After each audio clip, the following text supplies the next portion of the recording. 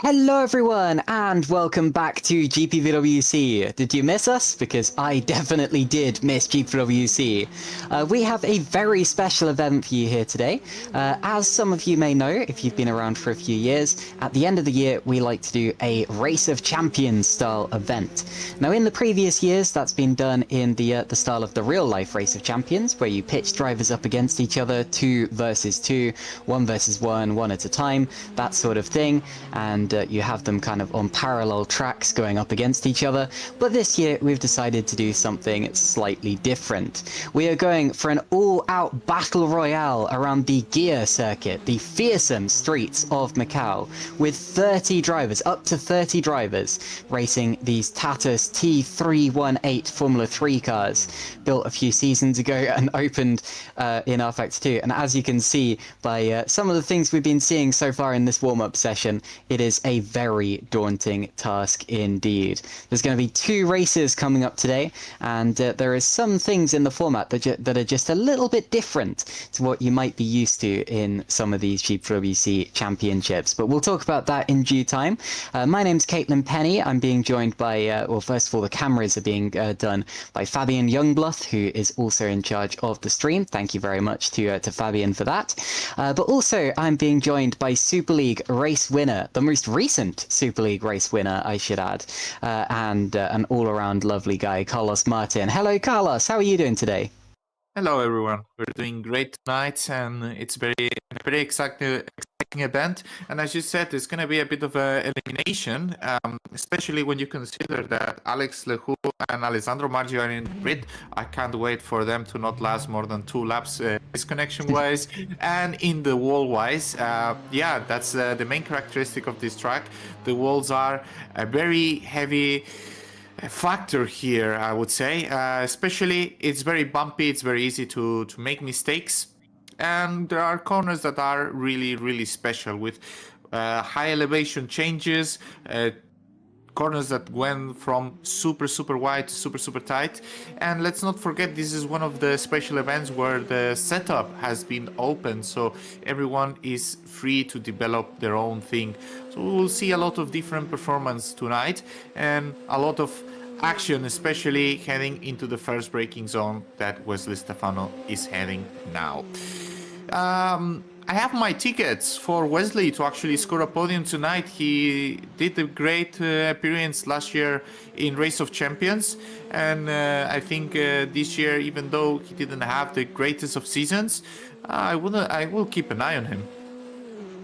Yeah, absolutely. Wesley is one of the more experienced drivers on the grid. One of the lovely things about this event is that we have drivers of all different skill levels and different experiences. We've got some drivers who have been with us for literally decades, or at least over a decade. Wesley Stefano, I first raced against a good 8 years ago. And then we also have plenty of drivers who have only done their first GPWC races this year. I'm looking at the likes of Tiago Mello for that, and Eric Brenner and Alessandro Iannoni, plenty of drivers like that. Antonis Paparanopoulos, another one of those brand new GPWC drivers. And then you get drivers, of course, who we all know, the really successful drivers with names like Shimon Frelich, who of course won his first Super League race this year. You've got Loic Mounier, of course, who won the championship this year. So we have a Super League champion on the grid. And here you can see him demonstrating one of the most notable parts of the circuit, called the Melco hairpin. Now, for those of you who may not have seen the Macau Grand Prix in real life, the Melco hairpin is one to look out for, especially in the race, because you are literally not allowed to overtake there. It is so narrow that a specific rule has to be in place just for that one corner, because if somebody tried to overtake there, even on the first lap, they would almost undeniably get their car stuck, and it would end up in a massive pile-up. So overtaking there is literally illegal. The drivers should have all read the pre-race briefing, which has notes on where that no overtaking zone starts from and where it ends. But if you want to do your overtaking, the best place to do it is right here. This is the run from, well, through this very first corner known as Mandarin Bend, the right-hander there, where a lot of the massive crashes happen in real life. And then we're heading down to one of the heaviest braking zones on the circuit. This is Lisboa. You may have seen that corner in plenty of viral clips of massive pile-ups as somebody gets it wrong and everyone collapses into them from behind. And then it narrows dramatically as you head up the hill through, this is called San Francisco Hill, funnily enough, even though we couldn't be further from San Francisco. There's Maternity Bend, so cool because there's a maternity ward on the left-hand side, and then we head up towards Teddy Ip and the Solitude S's, and then up towards, well, we still have quite a while to go actually before we get back towards the Melco hairpin, but we've got plenty of difficult, tight and twisty corners before then. I believe this next right-hander is called Police. I think there's a police station on the left-hand side there as well, and that's where that massive GT3 car pileup happened back in 2017, which led the commentator at the time to exclaim that there's millions and millions of dollars of damage there. And hopefully today we won't have to deal with that, since obviously this is sim racing, so there won't be any worth of damage.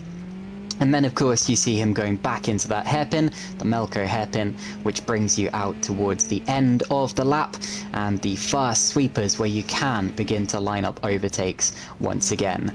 That was a lap of the Macau gear circuit. Carlos, it is absolutely terrifying to see cars flying around here at top speed. Have you raced at Macau? What do you think of it?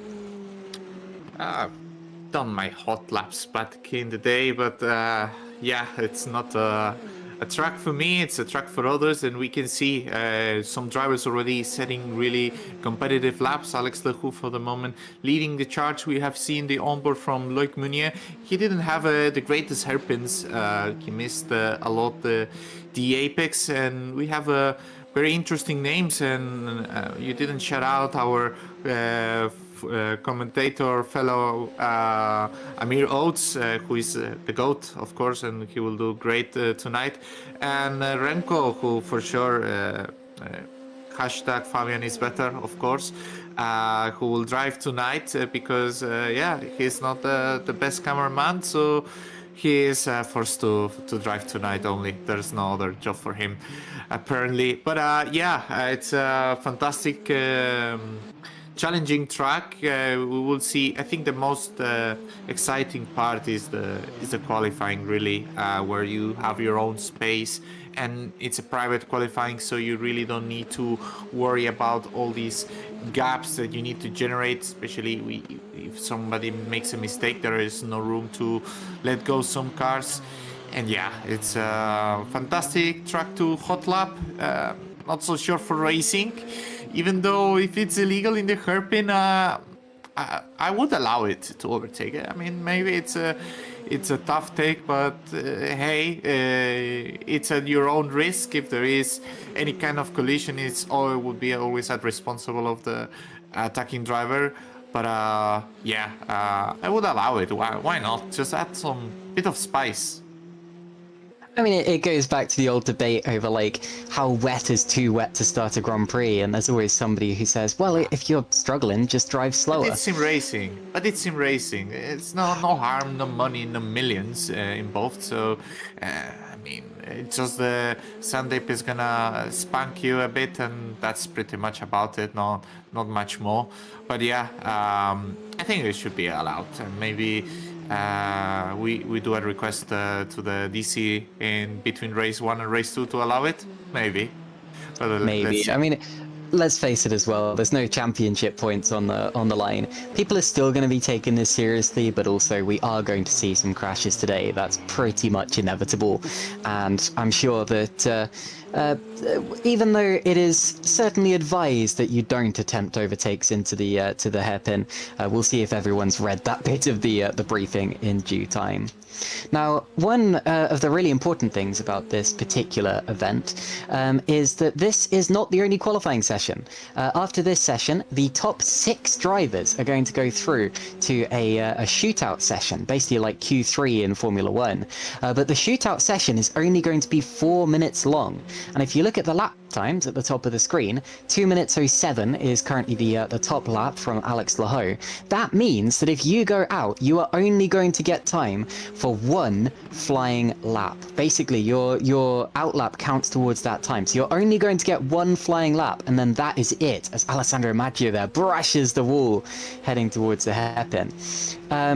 But yeah, that means, of course, that we're going to get basically a super pole, 1-lap shootout style Q2. And I've never seen that before. It's definitely not something that GPVWC has attempted in the past. And I love the fact that not only are we experiencing different types of racing, different settings, different drivers, people racing against each other who wouldn't otherwise race against each other, but we're also seeing different formats being tried out today. And whoa, Maggio there making some mistakes. This could put him at risk of dropping outside of that top 6. What was that from Maggio? Did you see that? That was like rallying. Absolutely. I tell you what, I've seen hairpins before, but handbrake turns in a Formula 3 car? Go on, Alessandro. Yeah, well, we have seen this in Monaco, where it's like a really tight entry into a really tight exit, but into wide, into tight. Interesting approach. Let's see if he can actually pull it in the race, or he just like didn't have any other option to improve it. Actually, and he improved his time. How? Improved, yeah, but maybe how is that faster? Maybe the mistakes are somewhere else, and we can see the track is improving a lot. We can see Alex already improving 2/10, and they are also almost a second faster than what they were in the practice session, and you can see how the times are dropping very, very, very fast. And let's see the approach that Alex does. Oh, he does similar. He does similar, yeah. He does similar. So it would be the way to actually do it. Disgusting, not enjoyable. Hashtag bring NASCAR for next season as a special event. I'm already doing my agenda. Sorry for that. But yeah, it's gonna be interesting if they can actually do this for the whole event during the 15 laps. Well, the 10 and 15 laps. So now, oh. Wait, my goodness. That's a fantastic lap from Alex Laho, over 0.3 of a second faster than anyone else. He is the man to beat today. Have you seen he lifted at the end of the straight? He lifted? Yeah, he lifted off the ground. Like, did he? I don't know. I don't know if Fabian can show a replay of that, but it was fantastic, I would say. I don't know if it's set, but yeah, he like lifted like 1 meter off the ground. Well, wow. We'll have to take a look back at that, because I was clearly looking down at the time. We do have replays today, courtesy of Fabian Jungbluth, although I don't believe that replay's worked, because he still appears to be in the pits at this point in time. There you go. Oh my god, what has happened there? Not sure. I think there's a chance. There's always... Okay, let's have a look. I was baffled. Look at now. So my initial thought... I mean, aside from a visual glitch, my initial thought is that perhaps somebody had an accident there and lost their front wing. He's run over the invisible front wing of another car. But it almost looked like the car was going to blow over backwards. That's insane. But as he did that, he set the pole position time. So it looks like our top 6 going into Q2 are going to be Alex Laho, Loic Mounier, Alessandro Maggio, Shimon Frelick, Oscar Soltero, and Ben Skinner, unless anyone can go any faster. But it looks as if those are going to be the top 6 who progress to the shootout. I'm just trying to work out as well why O'Reilly has been disqualified from the session. I'm not quite sure how he's managed that, unless he went down an escape road thinking it was the pit lane or something like that. But whatever the case, we seem to have had a random automatic disqualification from the game. But anyway, fantastic lap there from Alex Laho, the GPWC Super League driver, and there is Martin O'Reilly trying to recover his car despite having no rear wing, and we're not going to see the end of that replay because that looks like the session is now ticking over to the shootout. So 6 drivers in it then, and the timer starts in just 20 seconds, I believe. You can see pretty much everyone in the pit lane, and only those top 6 drivers will be able to escape from the pit lane. So very important here. yes, Everyone, well, SL1 driver. The top 4 is all SL1. Soltero raced in SL2, but he also did SL1 participation. The Ben Skinner, FS2 driver, into the top 6. Watch out. yeah, I'm very impressed by that.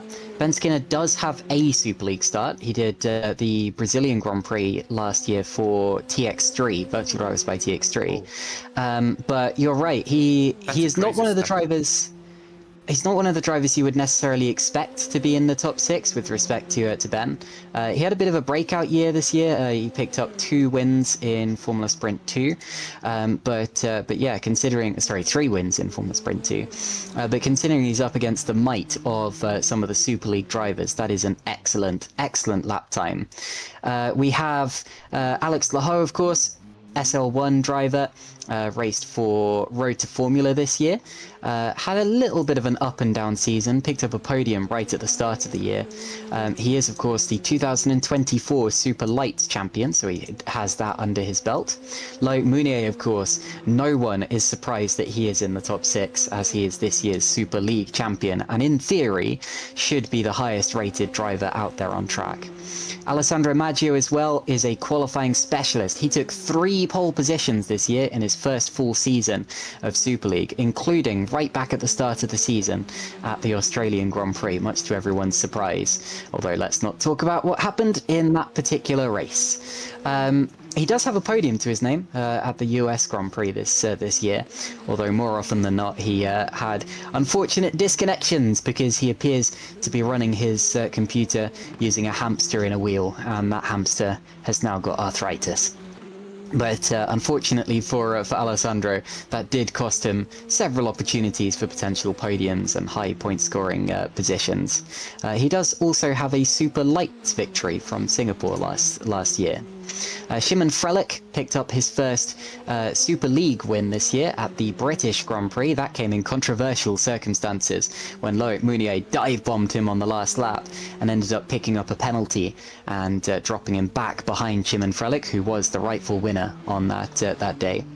Oscar Soltero made his Super League debut this year. He's driven 4 Super League races now, but he's more successful in Super Lights, where he has won 2 races. And then you have Ben Skinner, who of course we spoke about, mainly an FS2 driver for the likes of RNG and Orbit, but clearly has the pace in this Formula 3 style machinery as well, which I guess makes sense because in theory this is probably the closest to FS2, Carlos. Well, yeah, it's kind of the closest to FS2, but at the end, I think when you set up these cars and everything, it ends up being a bit different. But yeah, it just proves that his season, it was eventful, but in the end, his strong performances were justified, I would say. And regarding Maggio, justice for the hamster from Maggio. That's a very important topic. Let's not forget about that.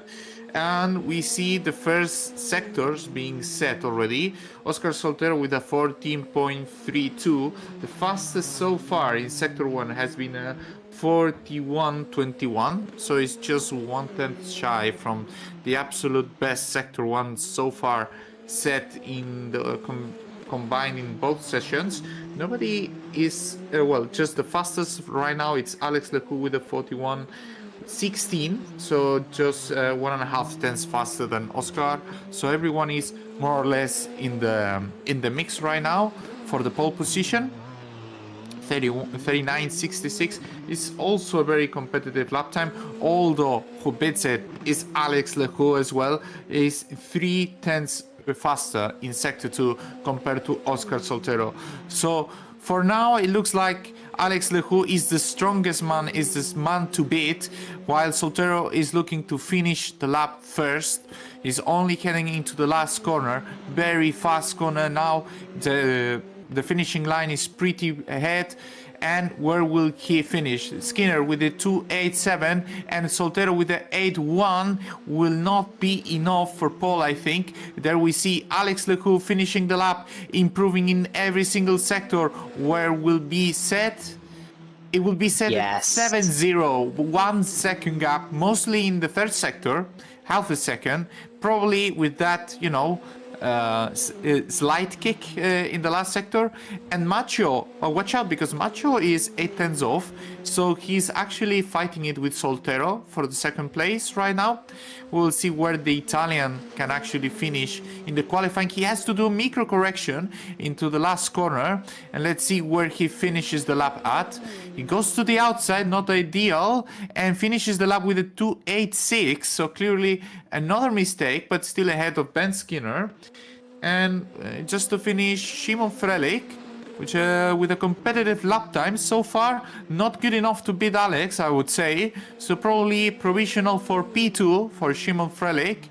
And yes, provisional for, and then Loic takes second by 1.5 tenths. So I think I was a bit worried that was going to be an absolute walkover for Lehoux there, because he was 6 tenths ahead of Szymon Frelik, but Loic Mounier there has brought the gap right down to less than 2 tenths of a second. It looks from the qualifying results as if this is going to be between Lehoux and Mounier, but then again, we also have to keep an eye on Szymon Frelik, Oscar Soltero, Alessandro Maggio, and Ben Skinner. Those are your top 6 in the order that they will start this race from. So congratulations to Alex Lehoux for taking the official pole position for this event, followed by Mounier. 2 similarly liveried cars by the look of it. And then, of course, we have Frelik, Soltero, Maggio, Skinner, Stefano, Merling, Schluter, and Riboli. I'm going to assume that those other positions are still in their correct order.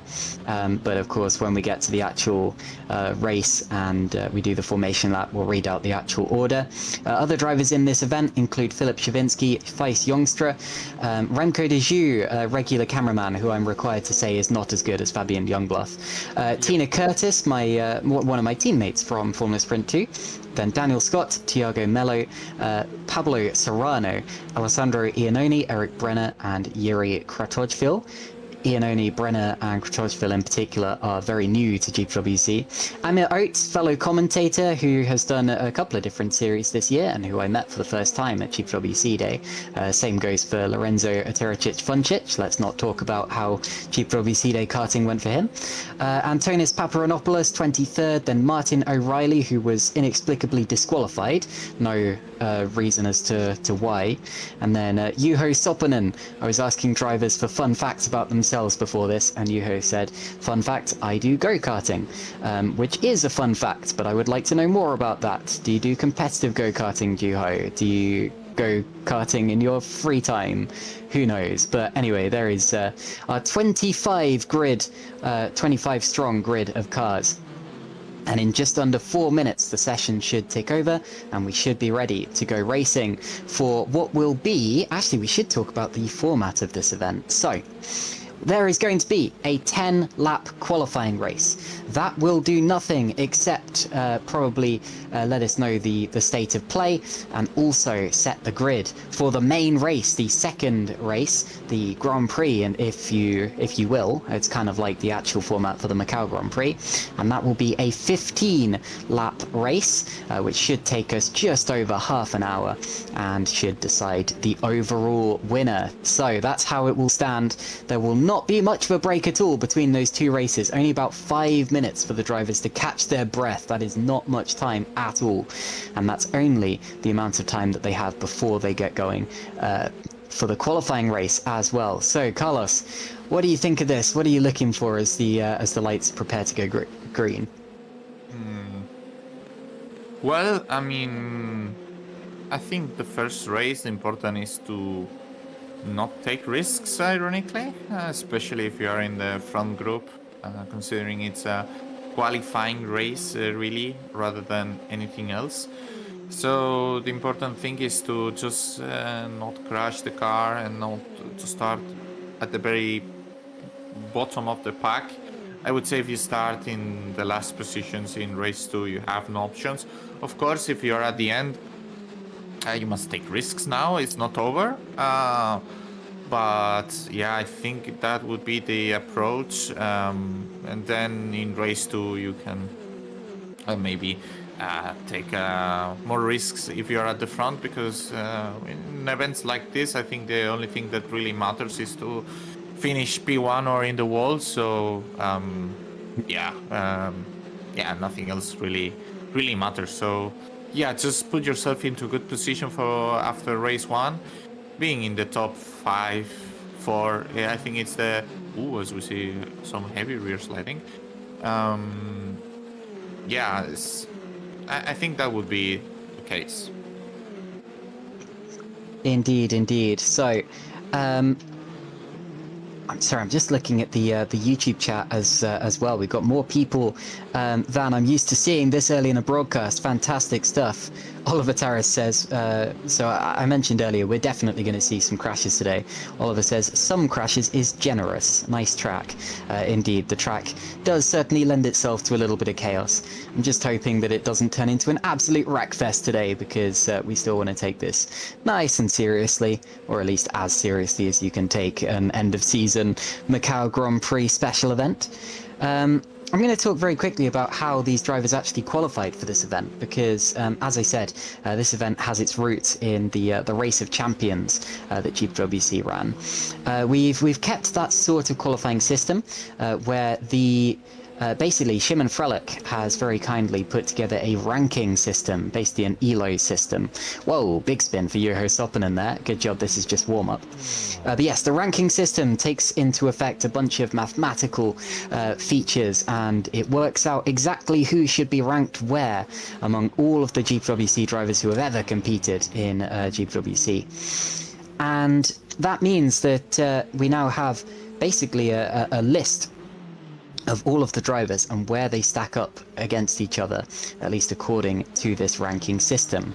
The top 24 drivers on that list were all invited to take part in this special event, and of course they had the right to accept or not accept. A lot of them didn't accept. A lot of these drivers were kind of older drivers who haven't competed in GPWC for a while, and so any space that was not taken up by those drivers was offered up on a basically first come first serve style basis.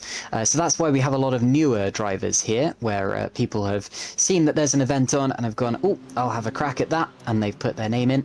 But it's also why we've ended up with these big names on the grid, such as Loic Mounier, Mark Schluter, Shimon Frelick, etc. So I like that way of doing it. I think it really makes for a mixed, intriguing event where you get the big guns, the people you're used to seeing up at the front, and then you get other people having a chance to shine, such as Formula Sprint 2 drivers, Ben Skinner, putting himself in the mix for a pole position there, Carlos. Yeah, I actually have a quiz for you regarding these top 24 drivers. Who do you think is the highest rated driver in this grid right now? On this grid right now. So you can think about it. You don't need to give immediate answer.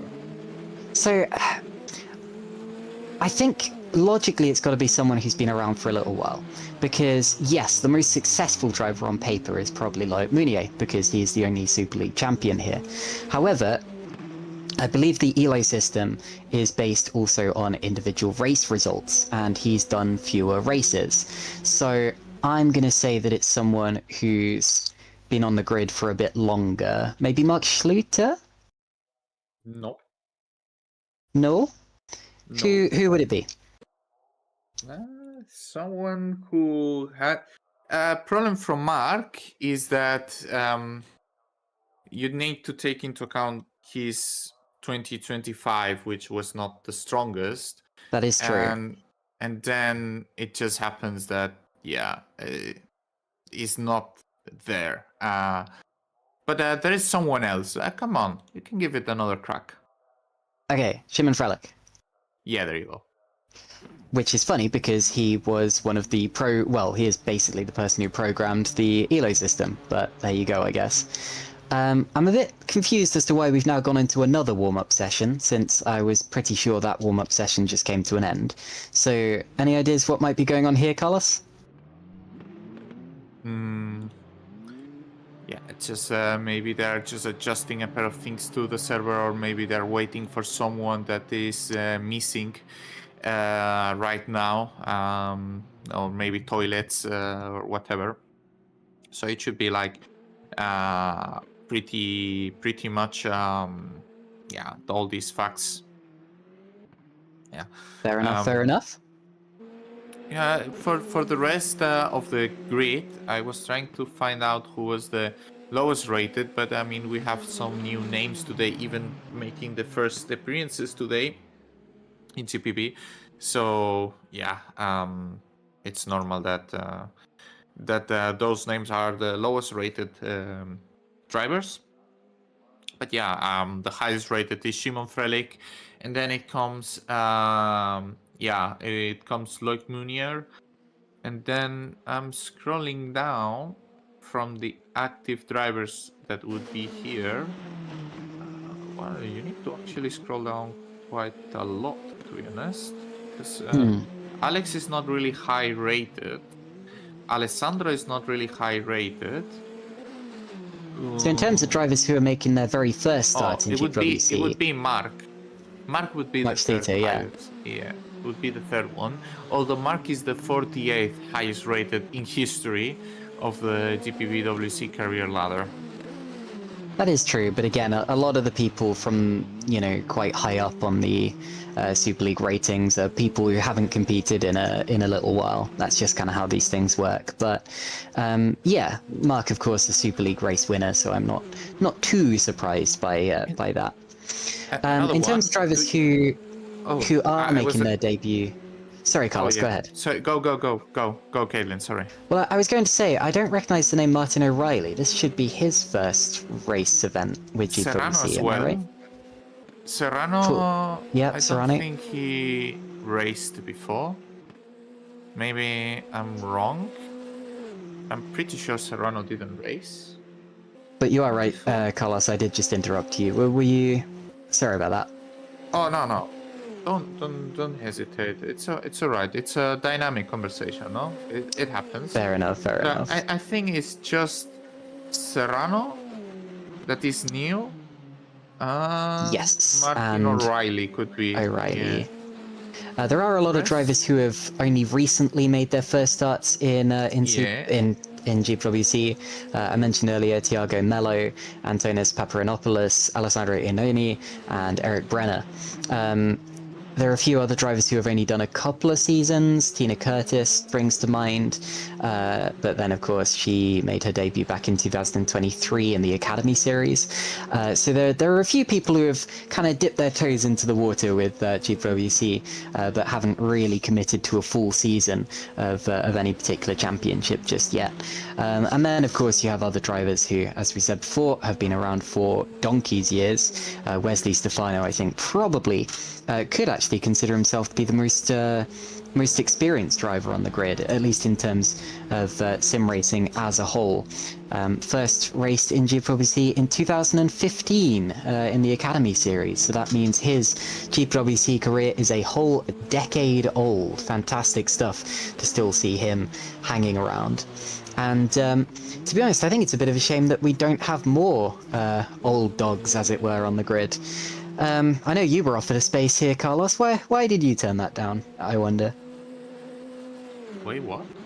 Well, did I turn down what? I've been in GPV for 3 seasons only. I know, but I mean, you would have been offered a space on the grid today because you were in the top 24 rated drivers. For that. It's not my kind of track. I would say I don't enjoy it that much. I mean, other people do enjoy it, and that's really nice.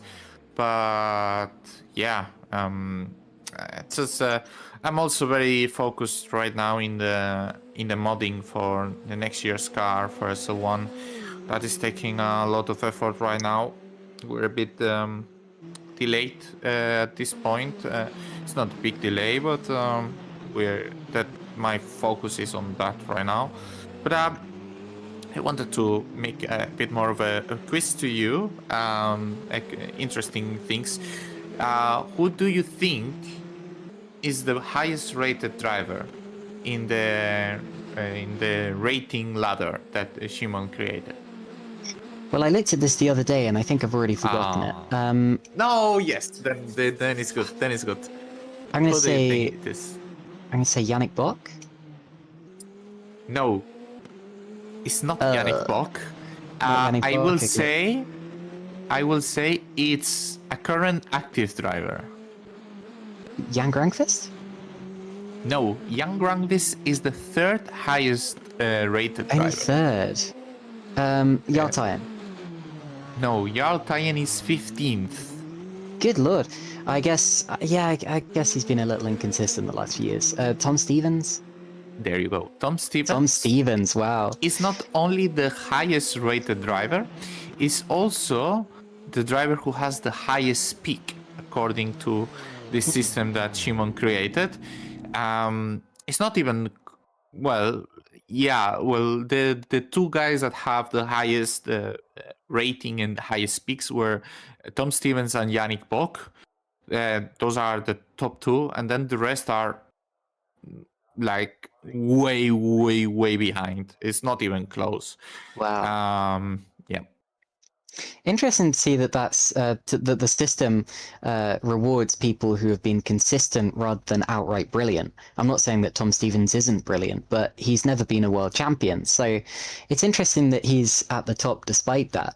Does that also mean he has the most expensive contract of anyone? Yeah, but the contracts are not related yet to this system. Okay. So, yeah, are related to the rating system from GPV. But Which runs slightly differently and is also out of date. Well, it just requires some adjustments. But I have one last question for you, Caitlin. Which position are you in the rating ladder from GPVWC? Okay, so in terms of Shimon's system, I tried to look it up the other day, but the results wouldn't go any lower than 94th place for me for some reason. I did look it up on the official website earlier on, and apparently I'm 1,111th, which is fascinating because it's 1111, which means that I'm like P1 4 times over. I'm the absolute GOAT. Yeah. I have to say that Shimon system rates you lower than that. Oh, really? Who has the 1111 and is the number one is one driver called Brandon Robert, which I don't know. And then you are placed 1136th. Okay, I'm only a little bit lower. So 25 positions lower, yeah. Fair enough, we see now the car just preparing to go for racing. I was going to say that's about where I deserve to be. You are a significantly more accomplished sim racer than myself, Carlos. But anyway, onto the grid we go. 25 drivers getting ready for the start here. Not quite the full grid of 30 drivers, but we did have a few people drop out just before the start. I was a little disappointed to see Jack Mayer drop out. I thought Jack stood a really good chance in this, actually. But anyway, we still have 25 drivers here ready to get going. And there you see the absolute, I don't even have the words to describe that livery that Alex Laho is running here today. A cluster? I can't say anything else, but there we go. Away from the grid he goes, in the lead. Do we have our regular grid graphic, Fabian? The the one that shows us the starting order? Yes, we do. Fantastic. Okay, Alex Lahoe starting on pole position, followed by Loic Mounier. I said they were similar liveries, but it's not quite how it looks on the screen. Then it's Shimon Frelick and Oscar Soltero, third and fourth. And then Alessandro Maggio and Ben Skinner, the other two drivers from that Q2 session. Then Wesley Stefano and Robin Merling, 7th and 8th, only just missing out on Q2. Robin Merling there doing very well. Mark Schluter, former Super League winner, P9, then Massimiliano Riboli, Philip Shavinsky and Thijs Jongstra. In 13th place, we have Remco de Joux, inferior commentator to Fabian Jungbluth. Then Tina Curtis, Daniel Scott, and Thiago Mello, brand new to GPVWC as of just, I think, last month. Pablo Serrano, brand new as of today.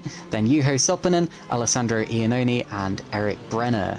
All four of those drivers quite new to GPVWC, so welcome in. Then Yuri Kratojvil, Amir Oates, Lorenzo Etericic-Funcic, and Antonis Paparinopoulos, who starts in 24th position. Amir Oates then, they're one of our co-commentators. And Martin O'Reilly, who was inexplicably disqualified from qualifying, will start right at the back. However, the race that really matters is going to be the main race later on, and the qualifying for that will take place over the next 10 laps in the form of a race. So keep your eyes on this. I do think they'll probably go a little bit more sensibly in this one than they will in race 2, simply because it's race 2 that really counts. But it's Macau, you never know what to expect. Watch for that run down to Lisboa as everyone's slipstreaming each other and trying to outbrake each other. They'll be approaching that heavy braking zone at a much faster speed than they're used to thanks to the slipstream, and who knows whether they'll get their braking point right or not. My guess would be probably not, Carlos. Yeah, probably not. We should have prepared bingo cards for the things that might actually happen between both races. That would be a very nice game to play in next GPVWC day next year. It's going to be an interesting one. I guess that the best position to attack is from P3, maybe? P2, not sure. Because if you start a bit faster, then you don't get the slipstream. So, yeah, I think Shimon is in a really great position to actually try to attack and get for it. So, yeah, and after that, we will see how everything really pans out. Absolutely. To be honest, it's a lot like the Mexico City circuit, where you may not actually want to be on pole position here. It may actually be that 3rd or 4th place gets the run down towards Lisboa, because there is such a long run to the first braking zone. The real spanner in the works is going to be Mandarin, that really fast right-hander immediately following the first corner, because that corner is taken completely flat out, and yet it's not easy flat. It's so fast that the cars can get loose underneath you, and if you go in there side by side with another car, well, brace yourself and maybe write your will. But anyway, onto the grid we go, and there is Martin O'Reilly, who will round out the grid of 25 Tatus F318 Formula 3 cars. We prepare for 10 laps of racing. Should take us about 25 minutes, I expect, of the Macau Gear circuit. And here are the lights. When they go out, we'll be underway. And go! Green, green, green! Away we go. We're riding on board with Alex Lahoe as he leads into the left-hander. And who will have the lead by the time we get down to Lisboa? Remco de Joux apparently already has a penalty. I'm not quite sure how. Here comes, is that Shimon Frelick there up the inside of Loic Mounier into Mandarin. This is going to be a tough one. And Mounier now is coming back at Alex Lahoe. He has the run. Lahoe goes right over to the right-hand side of the track. There's 6 cars trying to go into the corner all as one. There's a crash at the back. I saw damage flying, and Alessandro Maggio does pop up into 3rd position. Now let's hope everyone gets to Lisboa, okay? Because we don't want any pile-ups there, especially since there already appears to be. No! And there was a rear wing flying. Serrano is dropping down the order. Martin O'Reilly is already out of the race there. Oh, and there's a huge pile-up. My goodness. Now, who is at the front of that? It looks like everyone from about 18th back, maybe 16th back, is involved, as Was that Kratochvil absolutely smashing through the wreckage? Just wants to get on with it, although he has lost his front wing in the process. Daniel Scott is out of the race. Kratochvil clearly did not know that he'd lost his front wing because he completely understeers into the wall at Teddy Yip.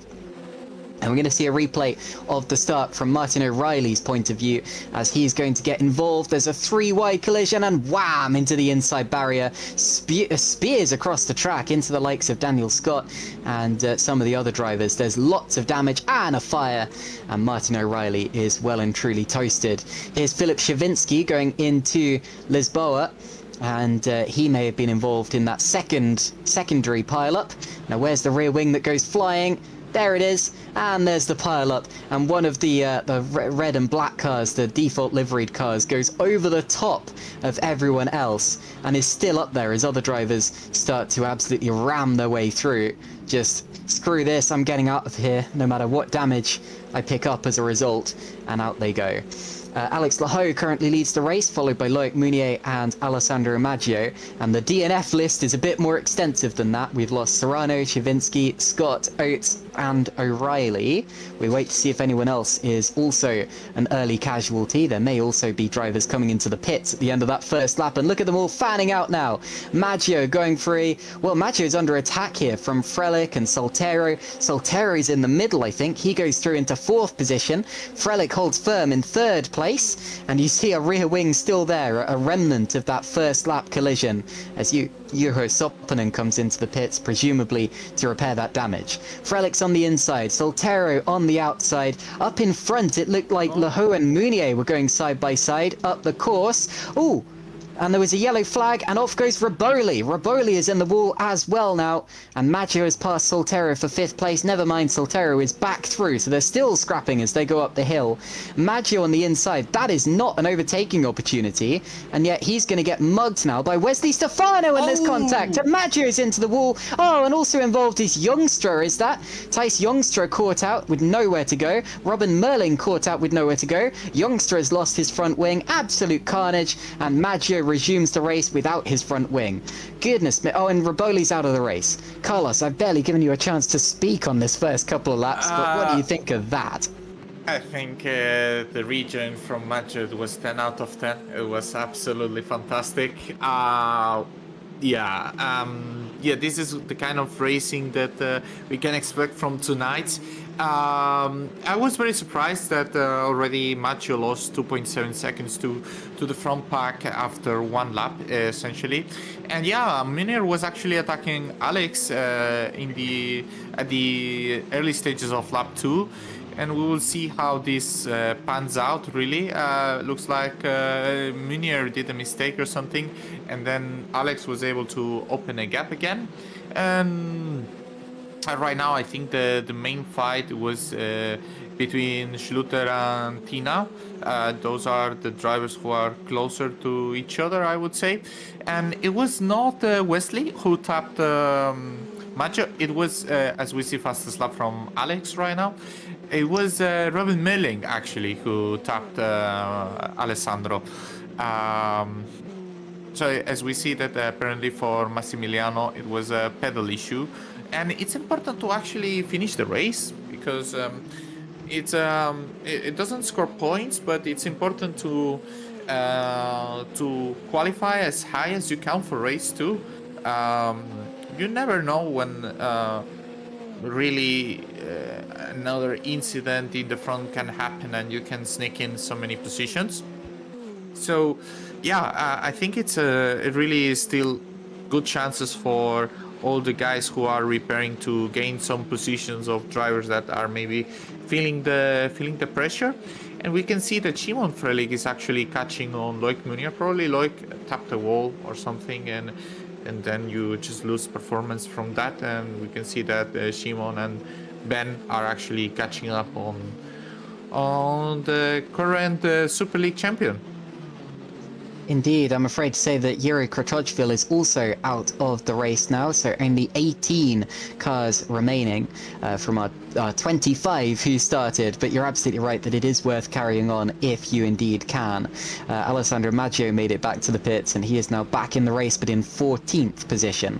And this attrition shows you that even if you finish the race, even if you have severe damage, you're still going to be gaining positions from where you started, providing, of course, that you do indeed make it to the end.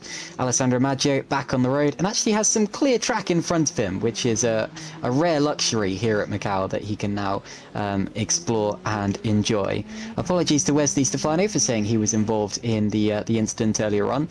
You're right, I think that it was Merling who made contact with him, and Stefano was able to sneak through on the inside. It looked as if it was just, well, I have to admit, that's not normally an overtaking opportunity, but Maggio left the door open, Merling was coming through, Maggio didn't really leave him enough space, and it's just a case of two people trying to fit through any corner at Macau not going well, which is extremely predictable. But anyway, resulted in an incident for Alessandro Maggio. You're right that the rejoin was a bit interesting. It kind of looked like acrobatics more than motor racing, but anyway, he made it back onto the track. Yeah, exactly right. I mean, he spun the car back around in a way that made it so he wasn't blocking the track so much. I've seen people get that wrong and end up completely sideways, perpendicular to the track. So actually, it was a good rejoin. Looks as if Lahou's actually going to have to lap the car here. That was close. And that's a severely damaged Lorenzo Otericic-Funcic there, trying to creep back around to the pit lane, I believe. And it's a very good job.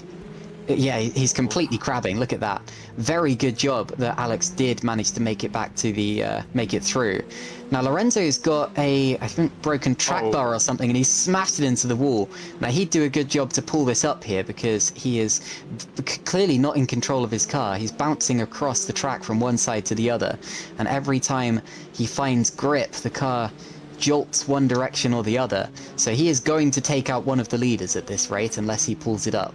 And here we go. That car should go. I think it already happened. Okay, well Merling's just about got through. That car should go. Like, he cannot... I mean, I admire the effort of trying to go back to the pits, but there is these sections that there is only space for one car. You cannot drive like this. You need to stop the car. He's out of control, I'm afraid.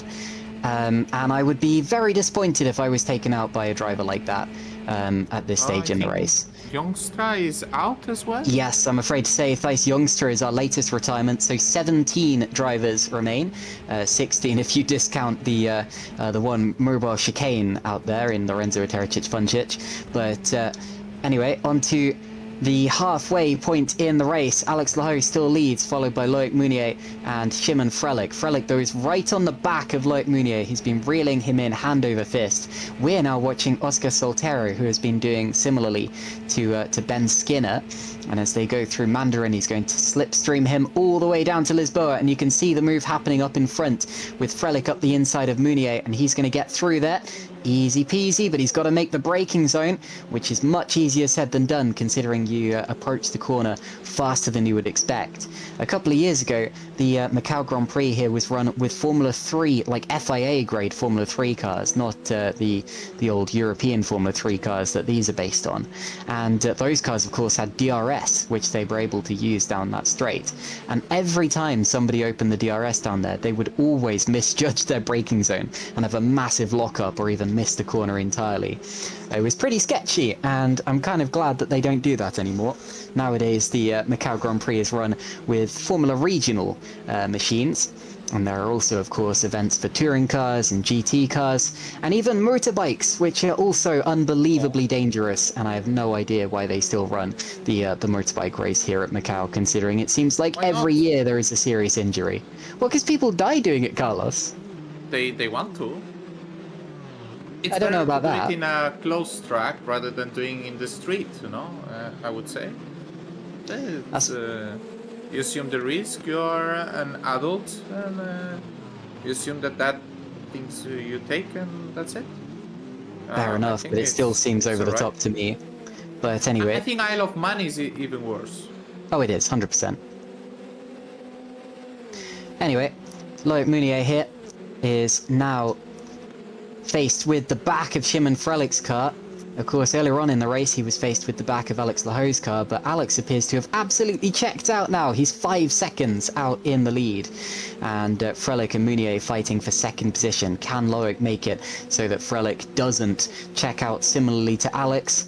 Or will he be under more threat from the likes of Soltero and Skinner?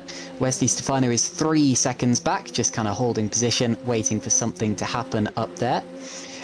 Meanwhile, Lorenzo Tericic-Funcic has actually made it back to the pit lane, so if they are able to repair that level of suspension damage, he may be able to finish the race. I will say, though, I'm not convinced that they're going to be able to repair that level of damage.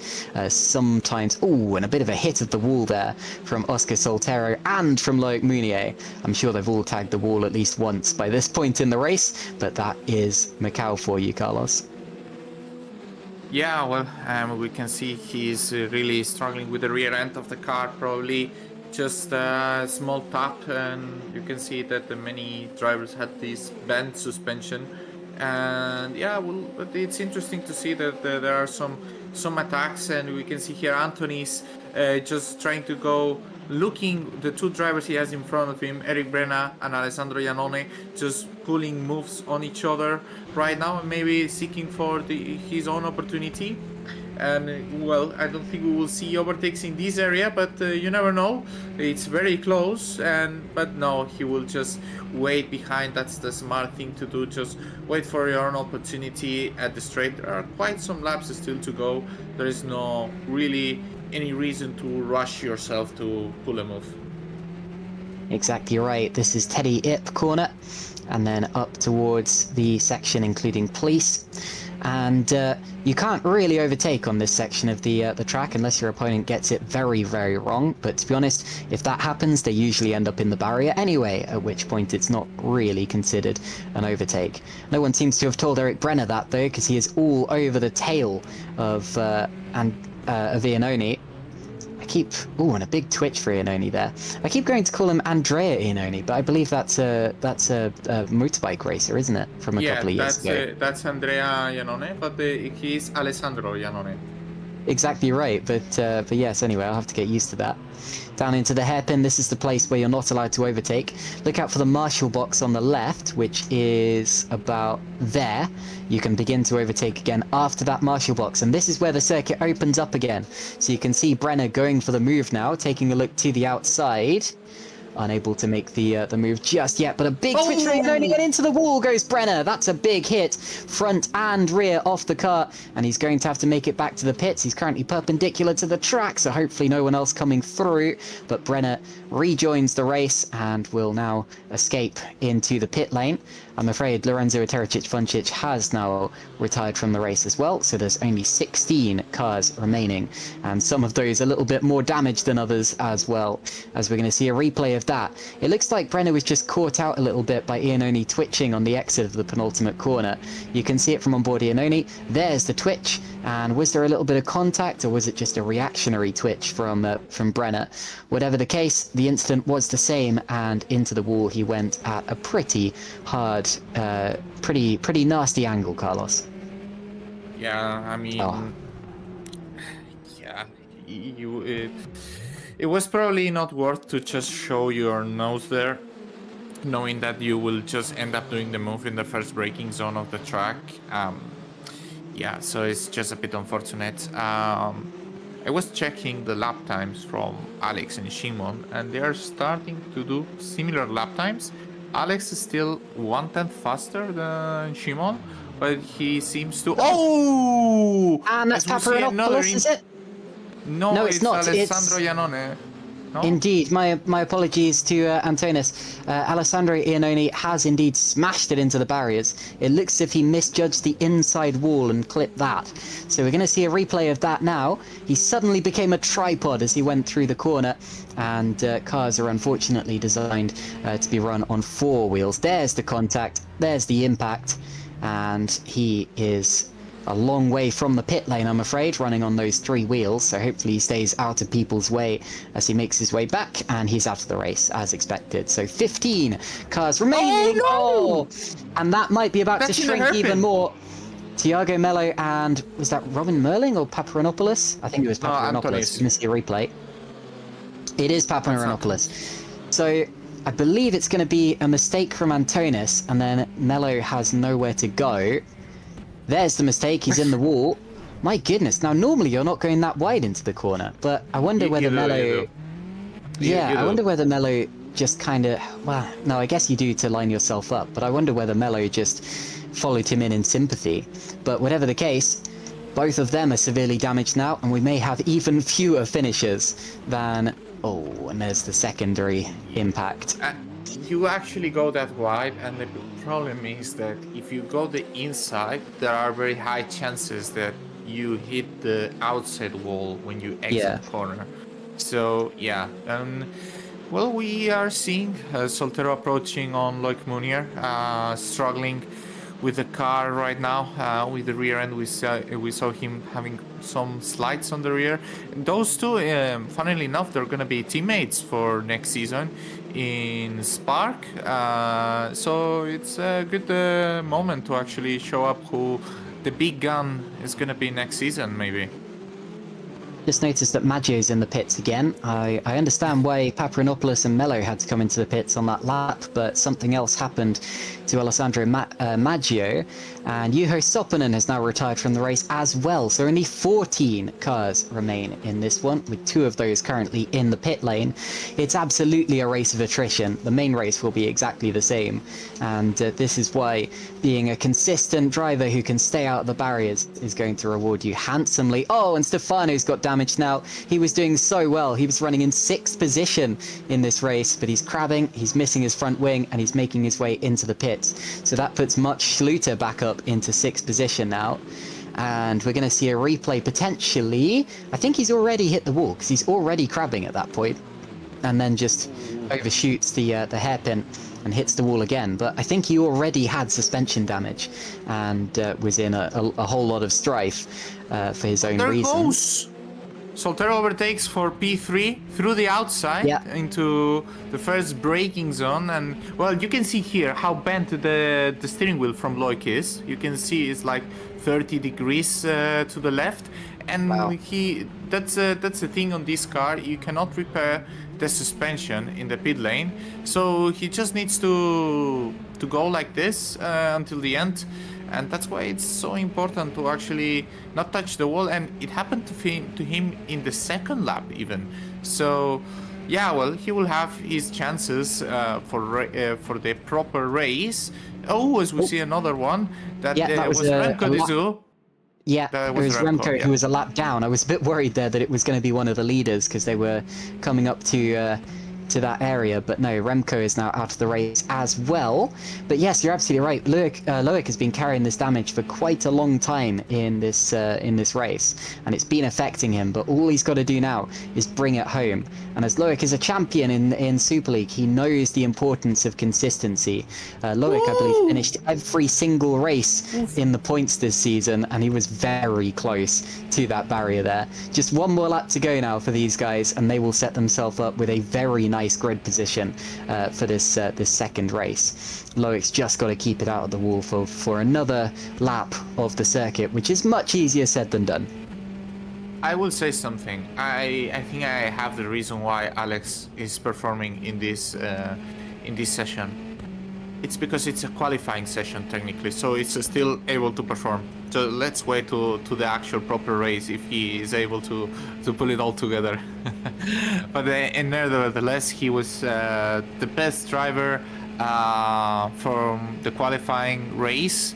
And let's see, others will need to step up on pushing even more the track limits and everything. Well, the track limits, you know, every single centimeter and millimeter towards the walls, because otherwise Alex is gonna take it if he's able to defend it into turn 1 like he did in the race start from this race.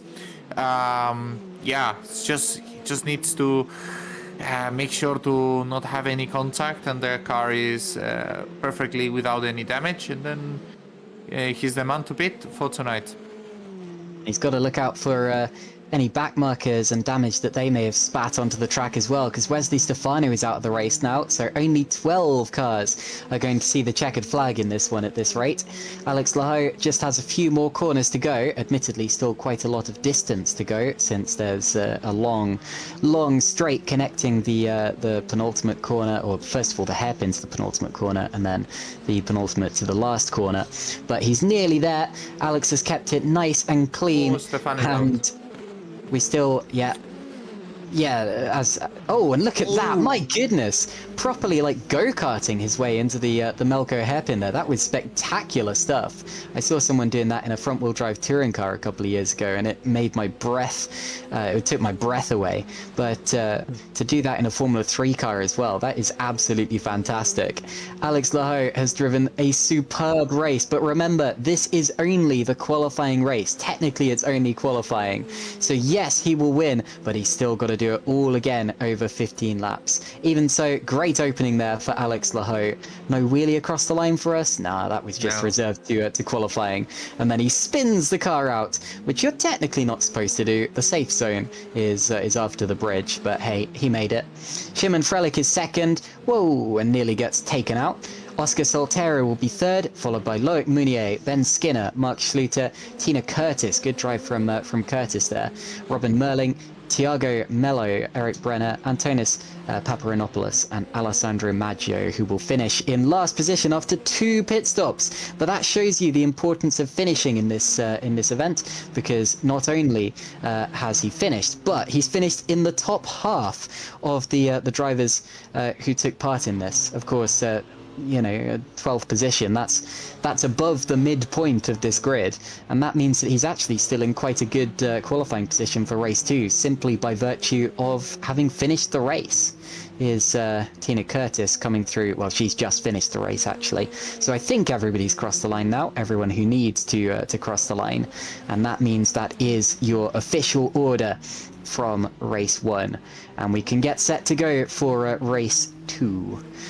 So Carlos, what do you make of that one? Yeah, Alex P1. That's what I can make from this one.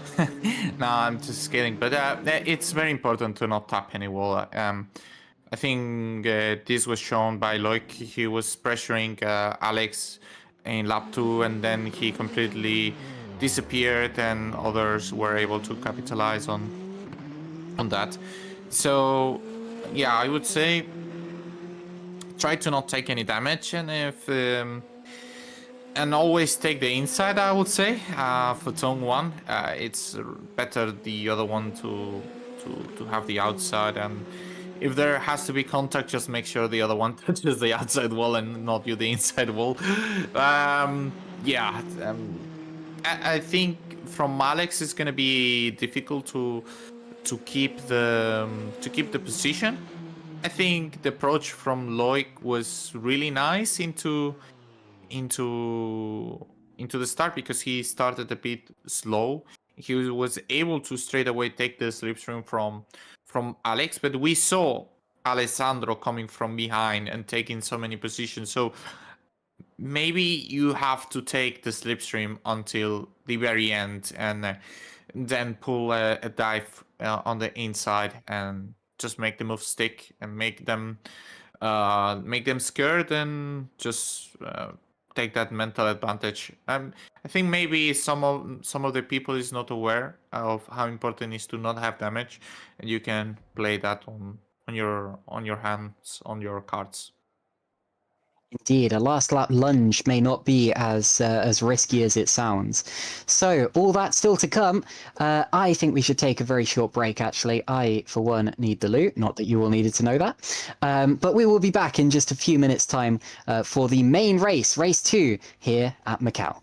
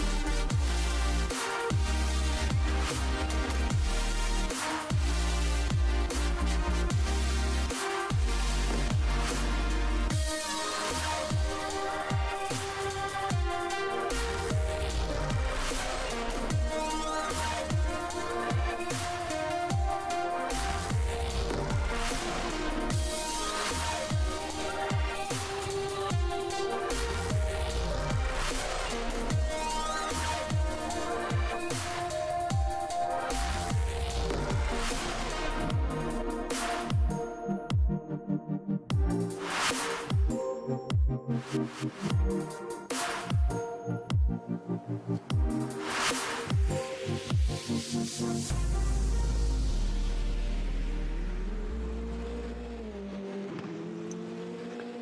everyone, welcome back. I'm seeing a lot of discussions in the Discord channel and the YouTube channel about whose fault some of those incidents were. I will tell you exactly whose fault they were. It was whoever designed this blasted track.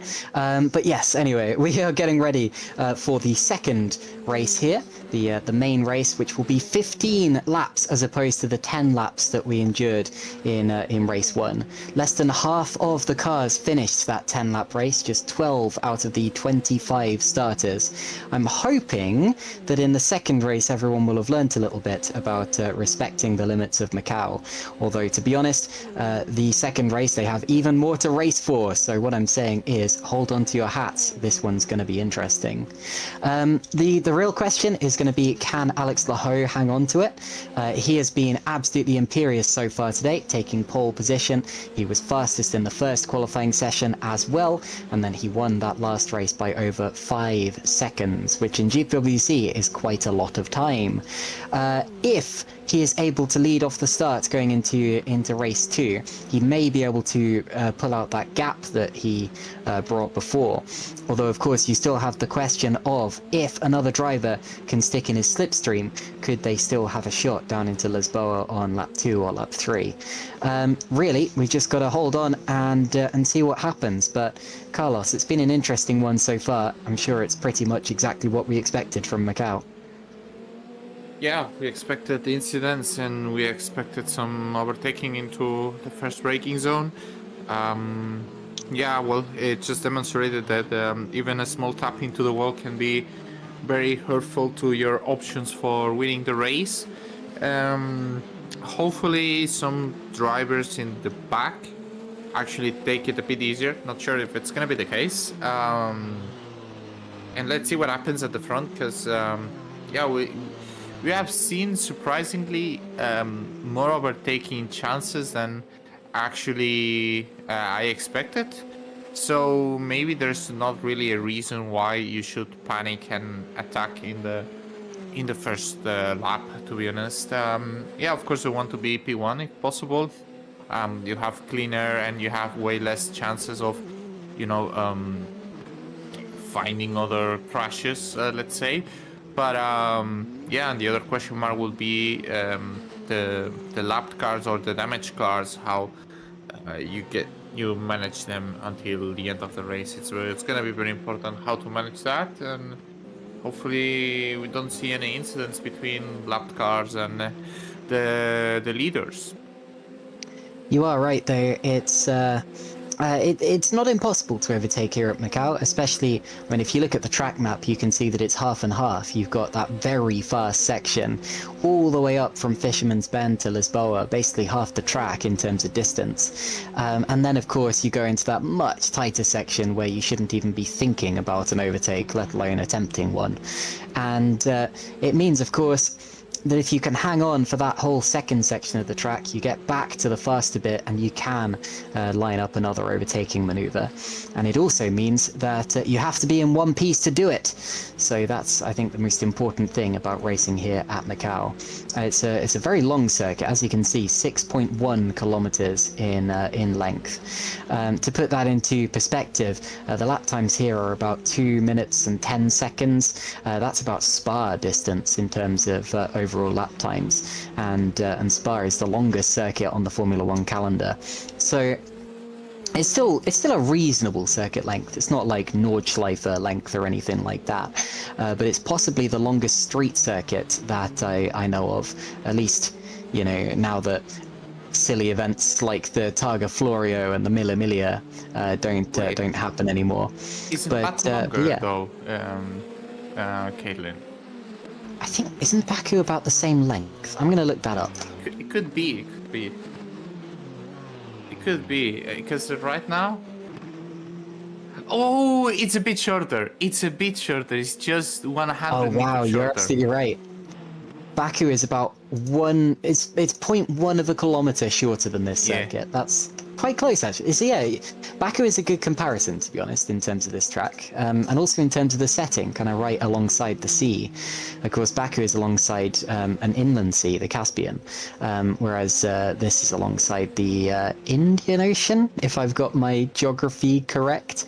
Obviously, Macau just off the coast of. Not the Pacific. It's like between the two. I need to recap my Asian geography. Where is it? Wow. Well, you're right that it wouldn't be the Indian Ocean because the Indian Ocean is. It's clearly. It's not even that. It's called the Sea of the Meridional China. So it's not even in the ocean, but it's close to the Pacific, I would say. But it's a sea. It's the. Yeah. Yes, you're right.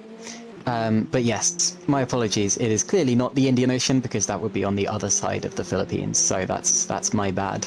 But anyway, so. We have just over 2 minutes until the warm-up session finishes, and we get going for the second time, the main race.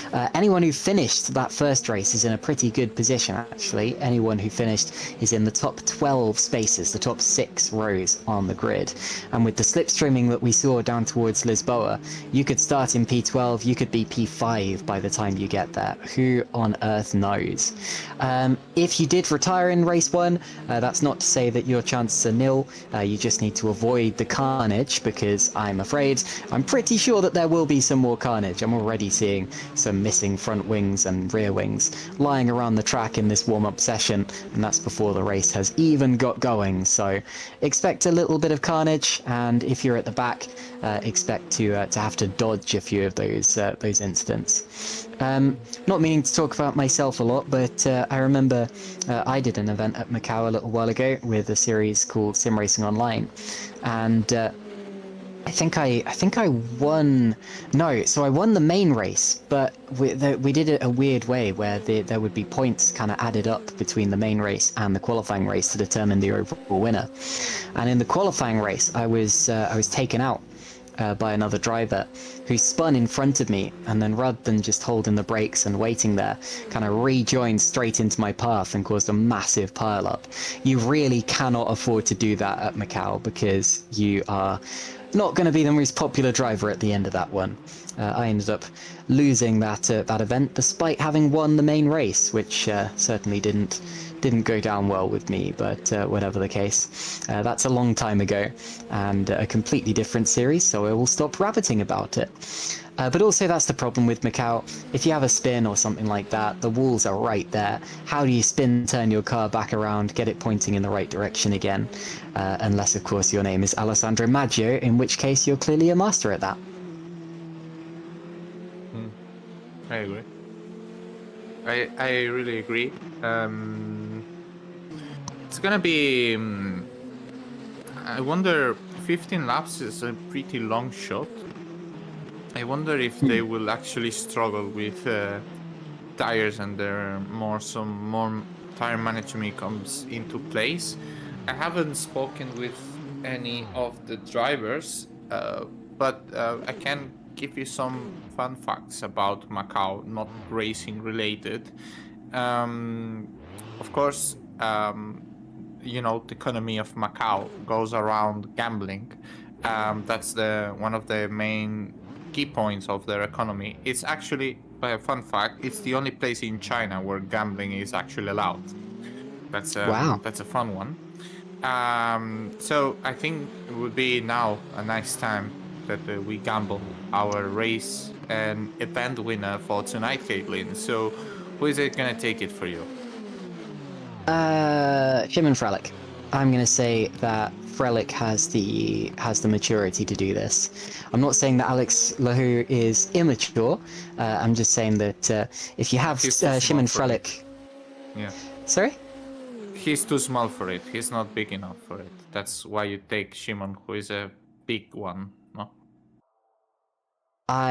Too small for it? Oh, you don't get the joke. Oh no. No, I don't get it. I'm sorry. No. But We always make fun of Alex height. Don't you remember in GPV Day we pulled a metric thingy just to measure the height from Alex and so on. did you? Yeah, we did. Oh, I Yes. missed that. Yeah.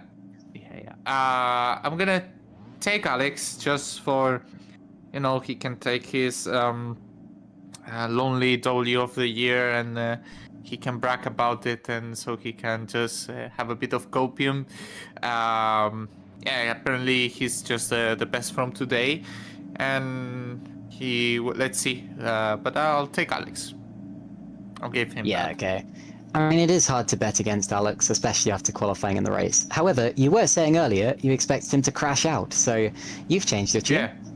No, I mean they both still can apply. He can crash out and win the race. Yeah, he can crash out and win the race. Let's see. Do you think he's going to crash out while winning the race, like smash his way across the finish line? Yeah, that can be. Yeah. Okay. Speaking. I mean, he did his best at that in qualifying, so who knows? But anyway, away goes the dazzling livery of Alex Lahoy's car, followed, of course, by Shimon Frelick. So both of our picks for the win on the front row of the grid. We'll wait to see how that ends up playing out down into Lisboa. You watched them both get taken out on the first lap, and then we have to completely reassess our thing. Oscar Soltero is third, followed by Loic Mounier, Super League champion from this year, starting from 4th position. What can he do without that severe damage on his car? Ben Skinner is 5th, followed by Mark Schluter, Tina Curtis, and Robin Merling. I'm interested in what you were saying about tyres as well. I'll come back to that in a second. But yes, Thiago Melo in P9, then Eric Brenner, Antonis Paparinopoulos, and Alessandro Maggio. And those are all the cars that finished race 1. You wait. Everybody else is a retirement, including Wesley Stefano, Remco de Joux, Alessandro Iannone, and Juho Soppanen. Although, of course, they will all be allowed to start this second race, this main race, with magically refreshed cars. Then it's Thijs Jongstra, Jiri Kratojfil, Massimiliano Riboli, and Fabio Serrano. And I hope Riboli's got his brakes fixed, because he said that for the last 3 races he's had brake failures. Philip Shavinsky is 21st, then it's Daniel Scott, Amir Oates, and Martin O'Reilly. Most of these drivers were taken out on the very first lap of the race due to those 2 massive pile-ups that we saw. First of all on the exit of Reservoir Bend, and then also on the exit of Lisboa. And then, do we have a 25th car? Do we still have all 25 drivers here? No. I think if we... That's all. No, just 24. Okay, fair enough. Well, that's it. Anyway, whatever the case, those are our 24 drivers heading towards the grid for the second time of asking. But yeah, I'm interested in what you were saying about tyres just now, Carlos, because you're absolutely right. 15 laps. I mean, that's over half an hour's worth of racing. And with the way that we saw Alex Lahoy and some of the others kicking the tail of the car out into the Melco hairpin to get the power down. I mean, that's got to be sending a lot of thermal energy through those rear tyres. You could cook an egg on those rear tyres by the end of this race. Is that going to make them very, very twitchy, and are they going to be able to handle that? I have no data. Normally I speak with data that I have to back up. It's not like I'm a magician and I know everything about it. I guess we will need to figure out. Probably most of the drivers, they don't even know themselves. Because normally for this track you very rarely prepare for the whole race distance, so they mostly they do it for fun and everything, and they just do the first 3-4 laps, they crash and then they press escape. So probably they don't even know what they are facing, so they will just gonna roll with it. But it's gonna be super interesting what's gonna happen into the first braking zone. I think Soltero, Loic, and Ben can actually have a really nice shot. Depends on ironically the start from Shimon. If he starts very well and they go side by side, Alex and Shimon, it's gonna be, they will need to block the rest. Indeed. Just a quick update. The one driver who did not start or did not make it to this was Lorenzo Tericic-Funcic. All right, let's get going. And the green light is on. And apparently Massimiliano Riboli already has a penalty, just as Remco de Joux did in race 1. Alex Lahoe leads us away. Now watch as Shimon Frelick sets him up, goes to the outside for Mandarin Bend. You can go all the way around the outside there if you have enough of a slingshot effect, which he might, but Alex Lahoe holds the inside. Do they all get through the first corner cleanly? Looks like it so far. That's fantastic. Down towards Lisboa we go. 3 wide. Frelick, Lahoe and Mounier. Mounier is in the middle. And Frelick sweeps around the outside and takes the lead. What a start there for Shimon Frelick from second on the grid. Really good stuff. And he makes his way up. Little bit of a touch there between Mello and Brenner, but they get through. And now up the hill we go, up San Francisco Avenue. And Shimon Frelick still leads us, followed by Lahoe, Mounier, Skinner and Soltero. So Soltero losing 2 places at the start. Then it's Schluter, Curtis, Merling, Stefano and Eric Brenner. And we get our first yellow flag as Kratojville drops down the order and to the back of the field, Carlos. Yeah, well, it was comforting clean, I would say. It was really tense to see 3 cars going side by side into turn 1, but I think they are very aware. They just need to someone concede, and probably they will have just opportunities right at the end. You want to either be P1 or P2. That's the best place where you can be, so you can actually see Riboli. No, yeah, Riboli's dropping, but Maggio was dropping as well. Yeah, looks like... Oh, and there's a big crash. Amit Oates involved, Daniel Scott's involved. What has happened there? Philip Shavinsky's involved. Something very dramatic has happened down towards police. And I think we're going to need the police to sort that one out, I'm afraid.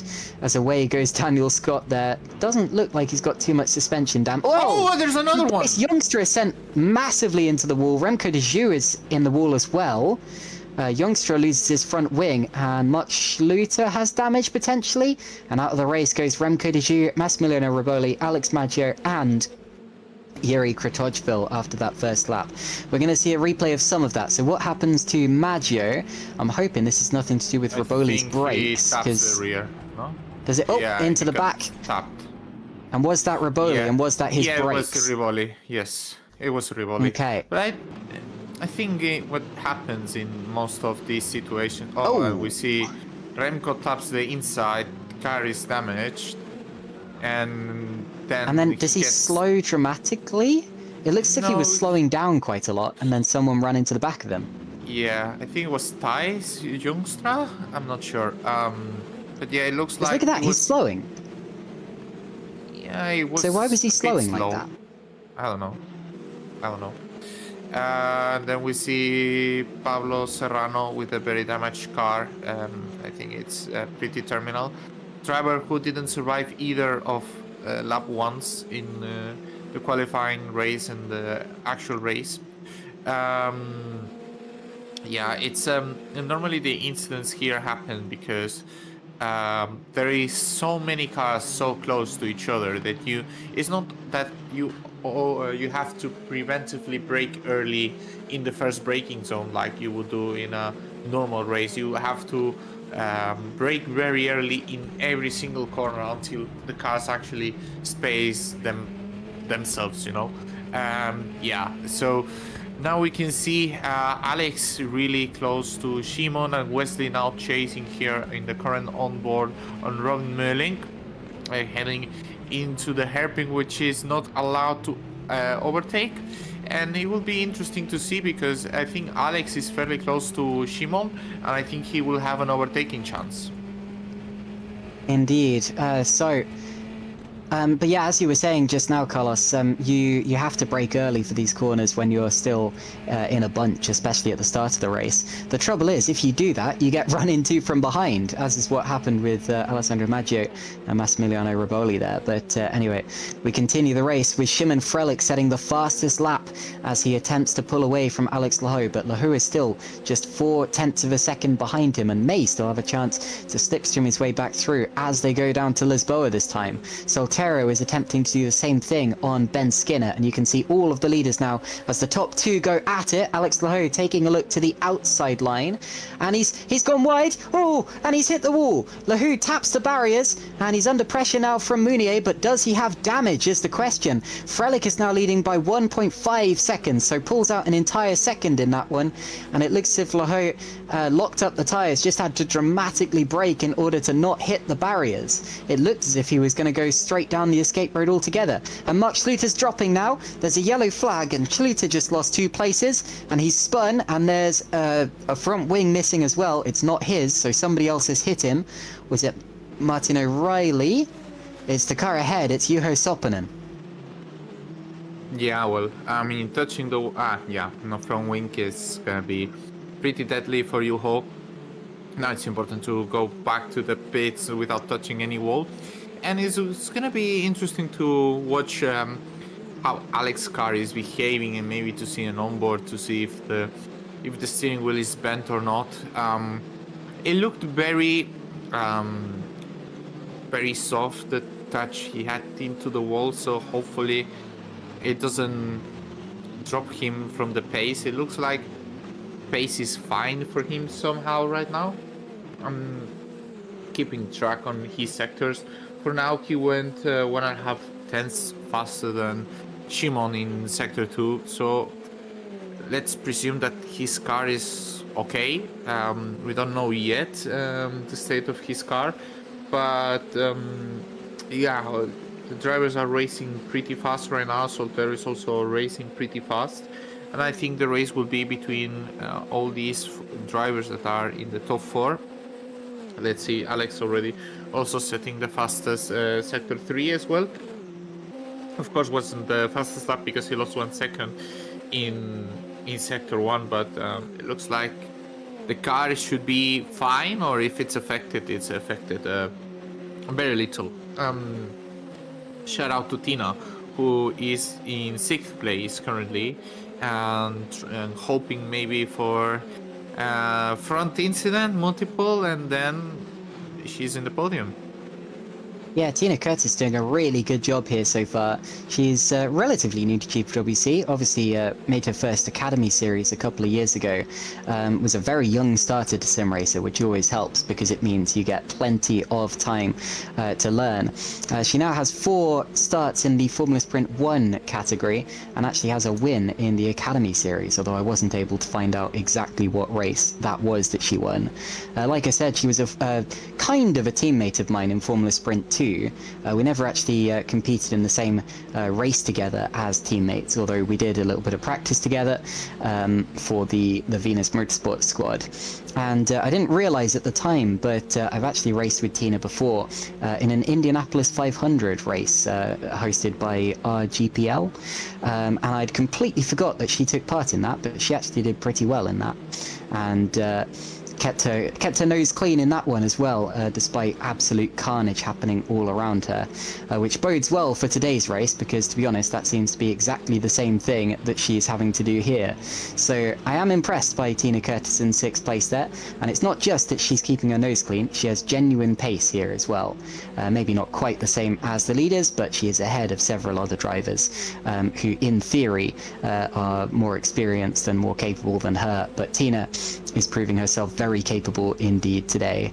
Mark Schluter, I'm afraid, is out of the race now. We saw him with damage. Juho Soppinen is also out of the race with his own damage. So just 17 drivers remaining in this race, and I expect that by the end we're going to be matching the record set in race 1, where we have only 12 drivers remaining, if that.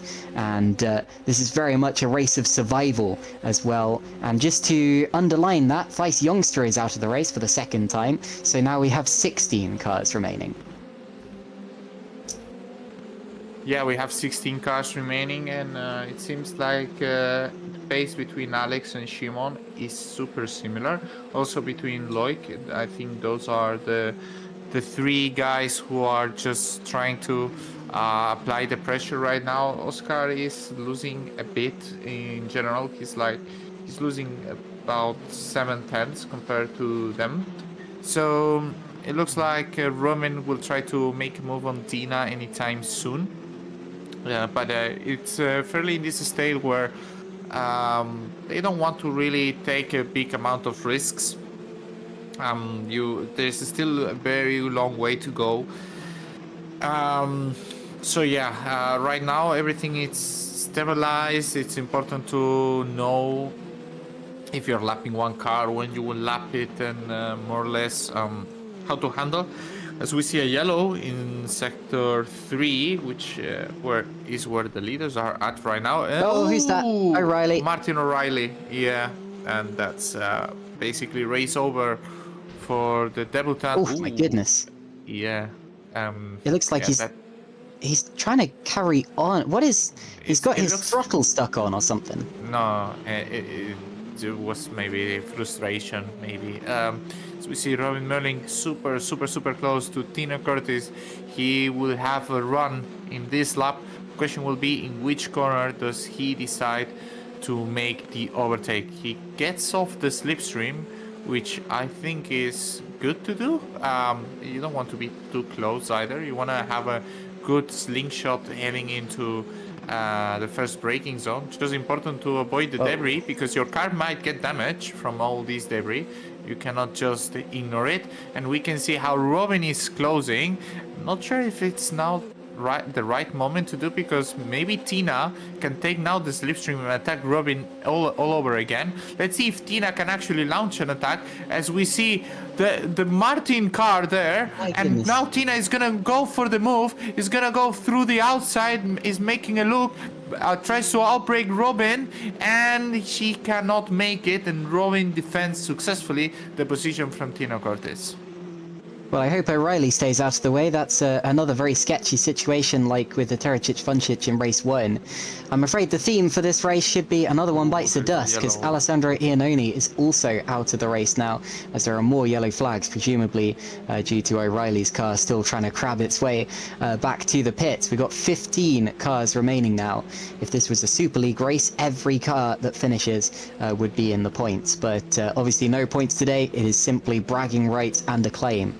Robin Merling here, still running in 6th position, just ahead of Tina Curtis. Anna Oates is in the pits now, so presumably some damage to his car as well. And Frelick now has a 2-second lead from Alex Lahaut, who is much more concerned about Loic Mounier behind him now.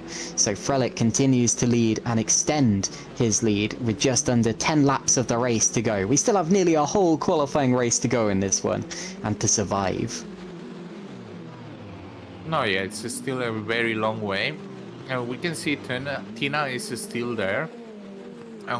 She will have another chance to actually overtake. And more importantly, we can see Loic actually catching on Alex. And Alex seems like he's starting to struggle quite a bit right now. So I wonder if the car is really damaged and he tried to overcome, you know, the lacking pace of the car by just pushing it a bit more. And I think Loic will just have a really good chance. It's just like 3.5 tenths off from Alex, and yeah, he's just closing down on Alex, and he will just do the move, goes to the inside. Alex doesn't even defend it, and I think he's just aware that he cannot do anything with the damaged car. Indeed, this is not like the Alex that we saw in race 1, as Eric Brennan now pits. Also, potentially with damage. There was a touch of the wall there from Alex. I would like to potentially ride on board with Alex and see if his steering is still pointing straight. We'll have to wait for him to get to a straighter bit, of course, which here at Macau might take a while. A little bit wide there for Mounier. It's meant to the right. Yeah, you can see it. It's hanging to the right. He's got damage there, and I think that is one of the main reasons that he's dropping back. And that could have happened as early as when he had that lock up and nearly went down the escape road. So unlucky for Alex Lahaut, but if he finishes this race, he can still get a podium. We've now got a penalty for O'Reilly. Not quite sure what that will be for. Can't really be track limits. Speeding in. So he's made it back to the pit lane at least. That's a good sign. But anyway. Yeah. No, he hasn't. He's facing backward. That was him there. He was on the inside of that corner and facing the oncoming traffic. And luckily staying out of everyone's way just about. There's a front wing there. Now, whose front wing was that? It was a lighter coloured front wing. I don't think it was from one of the leaders. I definitely No. hope not. No, Shimon is on a very dark car, so that's Amir. It's Amir Oates. Oh my goodness, whoa! Oh no! That was Alex That- hitting the wall again. Was unbelievably close to Alex Lahoe there, who just about avoided him. Came round the corner to see a crabbing, slow car right in his path. And Amir Oates there nearly... Oh my goodness, and Martin O'Reilly, what is he doing out there? I mean no disrespect to him, but he should not be in the race right now. No. It should be a retired car already quite a while ago. So, we can see that... Alex tapped the wall, so just as I predicted, you just need now Loic and Shimon to actually take out each other in a in a last lap revenge from Silverstone, maybe between the two drivers. Alex seems to be struggling. The question will be even if Soltero can actually catch up on Alex. Alex's last lap was really slow, but I think it also came to the incident he had with Amir Oates as well. Probably giving up already on the chances for winning the race and just closing between Shimon Frelick and Loic Meunier. I was answering a question before this one where somebody was asking me, why do we not have safety cars in GPVWC? And I said, well, we don't really need them because drivers, if they have an accident, can just escape back to the pits, so you don't end up with damage on the track, debris everywhere, that kind of thing. But with slow-moving cars like we have today, maybe there's a case for bringing out the safety car. Not that that's an option, of course, but maybe it should be. But anyway, even more yellow flags out there somewhere, so hopefully everybody is being well behaved and staying off the racing line. Alex Lahoe here, continuing to drop back a little bit from Loic Meunier, and you're absolutely right, he is under more pressure from Oscar Soltero, who's been doing an awesome job today, and just kind of hanging there. He doesn't quite have the pace of the likes of Frelick, Meunier and Lahoe, but he's hanging there, hanging close, and keeping himself in contention for a podium in this one, with 7 laps to go. Looks like Martin O'Reilly is now out of the race. That's a very predictable result that should have happened a while ago. Once again, no disrespect, but when you have such a heavily damaged car, you don't want to be on the racing line. Amir Oates is now out of the race as well, so we have 13 cars remaining from the 24 who started, 25 if you count the qualifying race, and that means that once again pretty much half the grid have bitten the dust, and we still have over 6 laps to go in this one in order for these drivers to survive. I'm still against the safety car, because if we had the safety car, we wouldn't race. We would just do relaunch safety car, relaunch safety car, relaunch safety car. That is true. That's very true. So I think people need to be accountable for their acts and just it's racing. Unfortunate things happen. It's part of the whole racing thing that we love and hate, let's say. These are the things we don't like, but we just need to accept them, embrace them as they are. That's it. But so far, for the rest in the front, they are doing an perfect and clean event where they race 3 side by side, demonstrating that it is actually possible to race clean without any incidents. You just need to be measuring well where the limits are and not trespassing them. And if you do it, just do it in a way that you're just gonna punish yourself and nobody else. Yeah, you're absolutely right. You can go 3 wide at Macau sometimes. You can have a good race and get away with it, but you need to be, my goodness, you need to be fully in control of your car. And Alex Lahoe there demonstrating that he is. I know it looks like he's losing control every time he goes into the hairpin, but he is right on the limit there, driving it like a go-kart. And really, that seems to be what you need to do today. It's doing him well because yes, he's in 3rd today and he's dropping back slightly from Loic Meunier, but when he has a perfect car, he is the fastest driver out there on the track. And yeah, fully in control, as I said, except of course for that small instant he had earlier on where he locked up and tagged the wall, and I think he tagged the wall again after that, which is why he has the damage that he has now. But doesn't seem to be coming under too much pressure from Soltero. In fact, Soltero is dropping back slightly.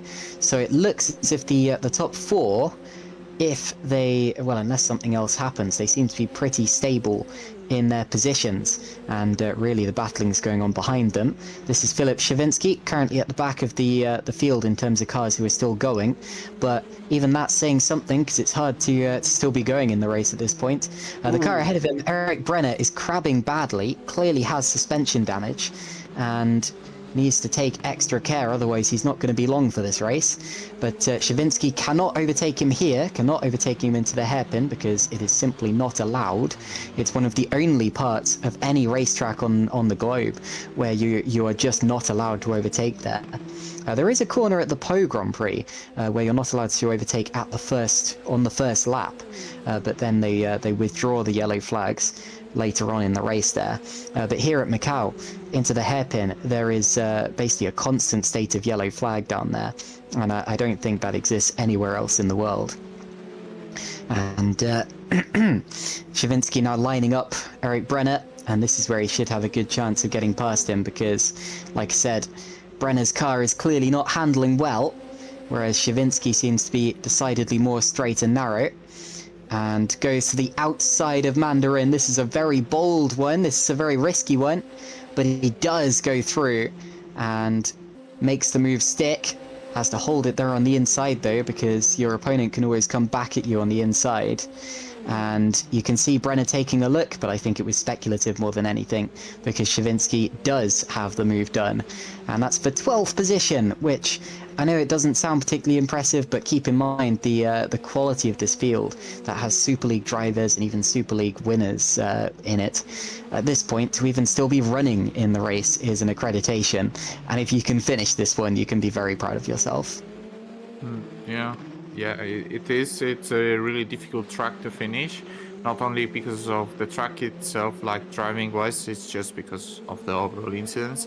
So we see there is a fight for 7th place right now between Wesley and Tina. They are very close to each other, and probably Wesley will be attempting an overtake very soon. He's looking for the outside, heading into the first braking zone, and actually it's right before the braking zone, and Tina might have another shot before they go, and he goes defensive, Wesley, and Tina will need to outbrake the Dutch driver, but she's not able to. But oh, watch out, because Wesley actually flipped the wall pretty hard. And again, twice, and both of them, yeah. So let's see how the behavior of those cars are after that collision. And Melo's out. Yeah, I was going to say Thiago Melo is out of the race, so that means only 12 cars remain, just as we had in the qualifying race. And Curtis touches the wall again, so a couple of different collisions there, and hopefully not too much damage for those two cars, Stefano and Curtis. And here's Melo coming back to the pits, missing his front and rear wing, and giving up in one of the most dramatic circumstances, one of the most dramatic styles that you can possibly do. And we never really like to see that, because it's not very professional, but hey, he was already severely damaged. And you can see he's missing his front wing and not going slowly enough to make it back, and he's hitting the wall. He hit the wall on the exit of police, and he must have hit the wall again later in the lap to have lost his rear wing. And so he is now out of this race. And now we look back to, this is Ben Skinner versus Robin Merling for 5th position. Skinner, of course, was one of our top 6 qualifiers, and Merling just about missed out on that. He was 8th in qualifying ultimately, and now weaves from behind Ben Skinner, maybe just trying to unsettle him, show himself to the mirrors. And that final corner can be an overtaking opportunity, but Skinner touches the wall. And what's he doing now? It's letting him go, because they both want. Yeah, he wants the slipstream now, and it makes sense, because you will have now a really nice shot heading into turn 3, and you will see how close Ben Skinner is actually going now, and he will just try to go, and here goes Robin Merling going defensive to the inside.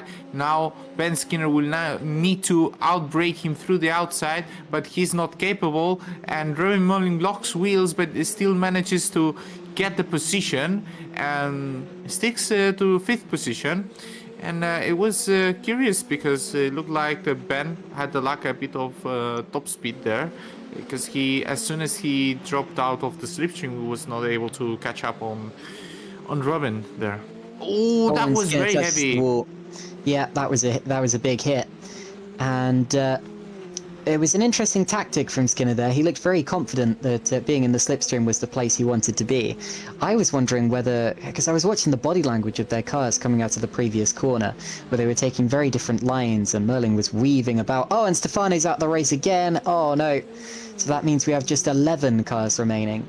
But yeah, I was wondering if Merlin was maybe aggrieved, so disappointed with something that Skinner had done, and was trying to show him that, and then Skinner gave the place up in agreement. But I don't think that was the case. And there's what happened to Stefano as he just ran too wide. I think he already had a bit of damage and nosed into the wall. So that gives the place back to Tina Curtis. And now we're looking at a replay of Alex Lahoe coming up towards the Melco hairpin. This is where he does his spectacular drift lap after lap. And that was spectacular indeed. Very well controlled. And yet again, it's almost like he spins the car in, and yet just about makes it through. And it's actually probably quicker than a more conventional line through that. Yeah, well, probably the tires are too resistant for what they really should be to allow this. I mean, physically, the car cannot steer more than what you are. Oh, well, not. Never mind. It's just Stefano dropping even more places. Yeah, the car cannot steer enough, and the tire doesn't grip as you steer it even further. So, yeah, it's just limited by the front end really, and by doing that, just losing out the grip on the rears, you can just, like you would do in rally, to be honest, and many other disciplines. And in karting, really, you don't really do that. You just do that in indoor, where the hairpins are really. Oh, wait, Nope. is that Shimon Frelik? Yeah, Oh, it's it Shimon was! Frelik. Oh my goodness! Shimon Frelik is out of the race from the lead! Oh, how tragic! And he was completely by himself there, so he has clearly made a mistake. And we're going to see a replay of that. Now, this can happen sometimes when you're out on your own and you're not Oh, and he's tagged the inside wall. It sent him out and smash, bang, into the outside barrier. That can happen. It reminds me of Ayrton Senna, Monaco 1988, where he was leading by half a minute to a whole minute, and then crashed it just because he lost concentration. And that means that we have only 9 cars remaining in this race, and Loic Mounier, Super League champion of this year, is the leader now by 2.5 seconds over Alex Lahoe, with Soltero in 3rd place, and Shimon will be gutted. Yeah, that was not in our bingo cards for tonight. For Shimon to clip the inside wall and then DNF. Now we see Ben Skinner just closing on Robin Milling as well. Just reverted the action that we saw some laps ago. Maybe Ben is able to just make the move. Maybe these moves that they are doing preventive is because they have been attacking each other for quite some laps already, and they are just trying to measure each other in all things, I would say. But Ben will maybe have a shot. He's not closing that much on Robin, so let's see if he can actually make it stick into turn 3. He's closing up into turn 2, which is flat out with these cars, and then pulls out of the slipstream. He will need to take the outside, but as soon as he goes off the slipstream, he loses again. So he really needs... Oh, that was difficult really by Ben and Robin. They're just fighting their hearts out. Probably Ben has a way higher downforce car than what Robin has.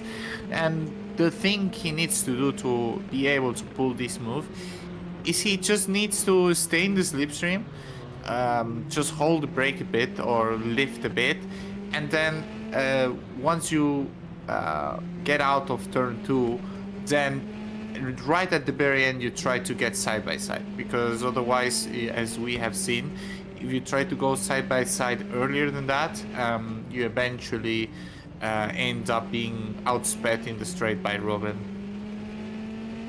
Yeah, Skinner touched the wall again a couple of seconds to go, and his car still seems to be okay. He's losing a bit of time to Merling in this sector. Seems to be gaining it back on the straight, and Robin Merling doing a good job here.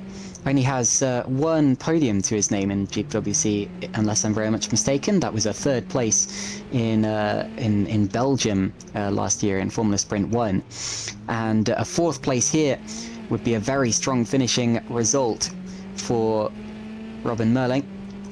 We have just one more lap after this one to go, so it's looking very good for him. Skinner, you can see his steering is slightly hanging to the right. I don't think his car is 100% straight. No, it doesn't look like it, so there's definitely some damage there. I think the majority of drivers probably have at least some degree of damage by this point in the race. You see just how close they get to the barriers, and just one slight misjudgment can knock your steering out of place. We're on to the final lap now with Mounier, who leads by 2 seconds from Lahu. He's just got to bring it home now, as do Lahu and Soltero, who are both easily ahead of the drivers behind them. The top fight is this one between Merling and Skinner. In fact, it appears to be the only real fight still going in this battle, except, of course, for these drivers versus their own machines and the circuit around them. So this is the one that we're going to watch for the rest of the lap, as Skinner slides a little bit of an over-rotation there into Lisboa, and then up San Francisco Hill. And this is where Merling starts to get the advantage. So I think that Robin probably has this one in the bag now, but once again, he's still got to keep this one clean. I have liked this this event format. I have to say it was a little bit chaotic, but we knew it would be with Macau. But I like the fact that we've done something a little bit different here. So before the race finishes, I'd like to say thank you to GPVWC for putting this one on. I hope that we can do some more special events in the future. I'm really rooting, and I know a lot of people are, for an oval race, like an Indy style race, or even a NASCAR style race. Because I tell you what, I would be all over that, and I would want to do that as a competitor as well as a commentator, or instead of a commentator. So that would be my pick if I could throw my hat into the ring. We could also do maybe Nürburgring events, maybe IMSA style events, that sort of thing. Maybe even fictional tracks, who knows? But yeah, this is a fantastic event, and I always like the Race of Champions when it takes place. I hope we get to do some more Race of Champions style events in the future as well. In the meantime, though, Loic Mounier comes out of the final corner, weaves, crosses the line, and wins. Neither of us predicted that, but maybe we should have done, because the champion of this year has continued his winning streak. Alex Laho was second, Oscar Soltero was third, and then it's Robin Merling and Ben Skinner who are... Is that? Nope, that's the lead too. I was a little bit distracted there, but Robin Merling P4, Ben Skinner P5, then Tina Curtis, Antonis Paparinopoulos, Daniel Scott, and Philip Shavinsky are the 9 cars who finished this one. Let's see some of the others home.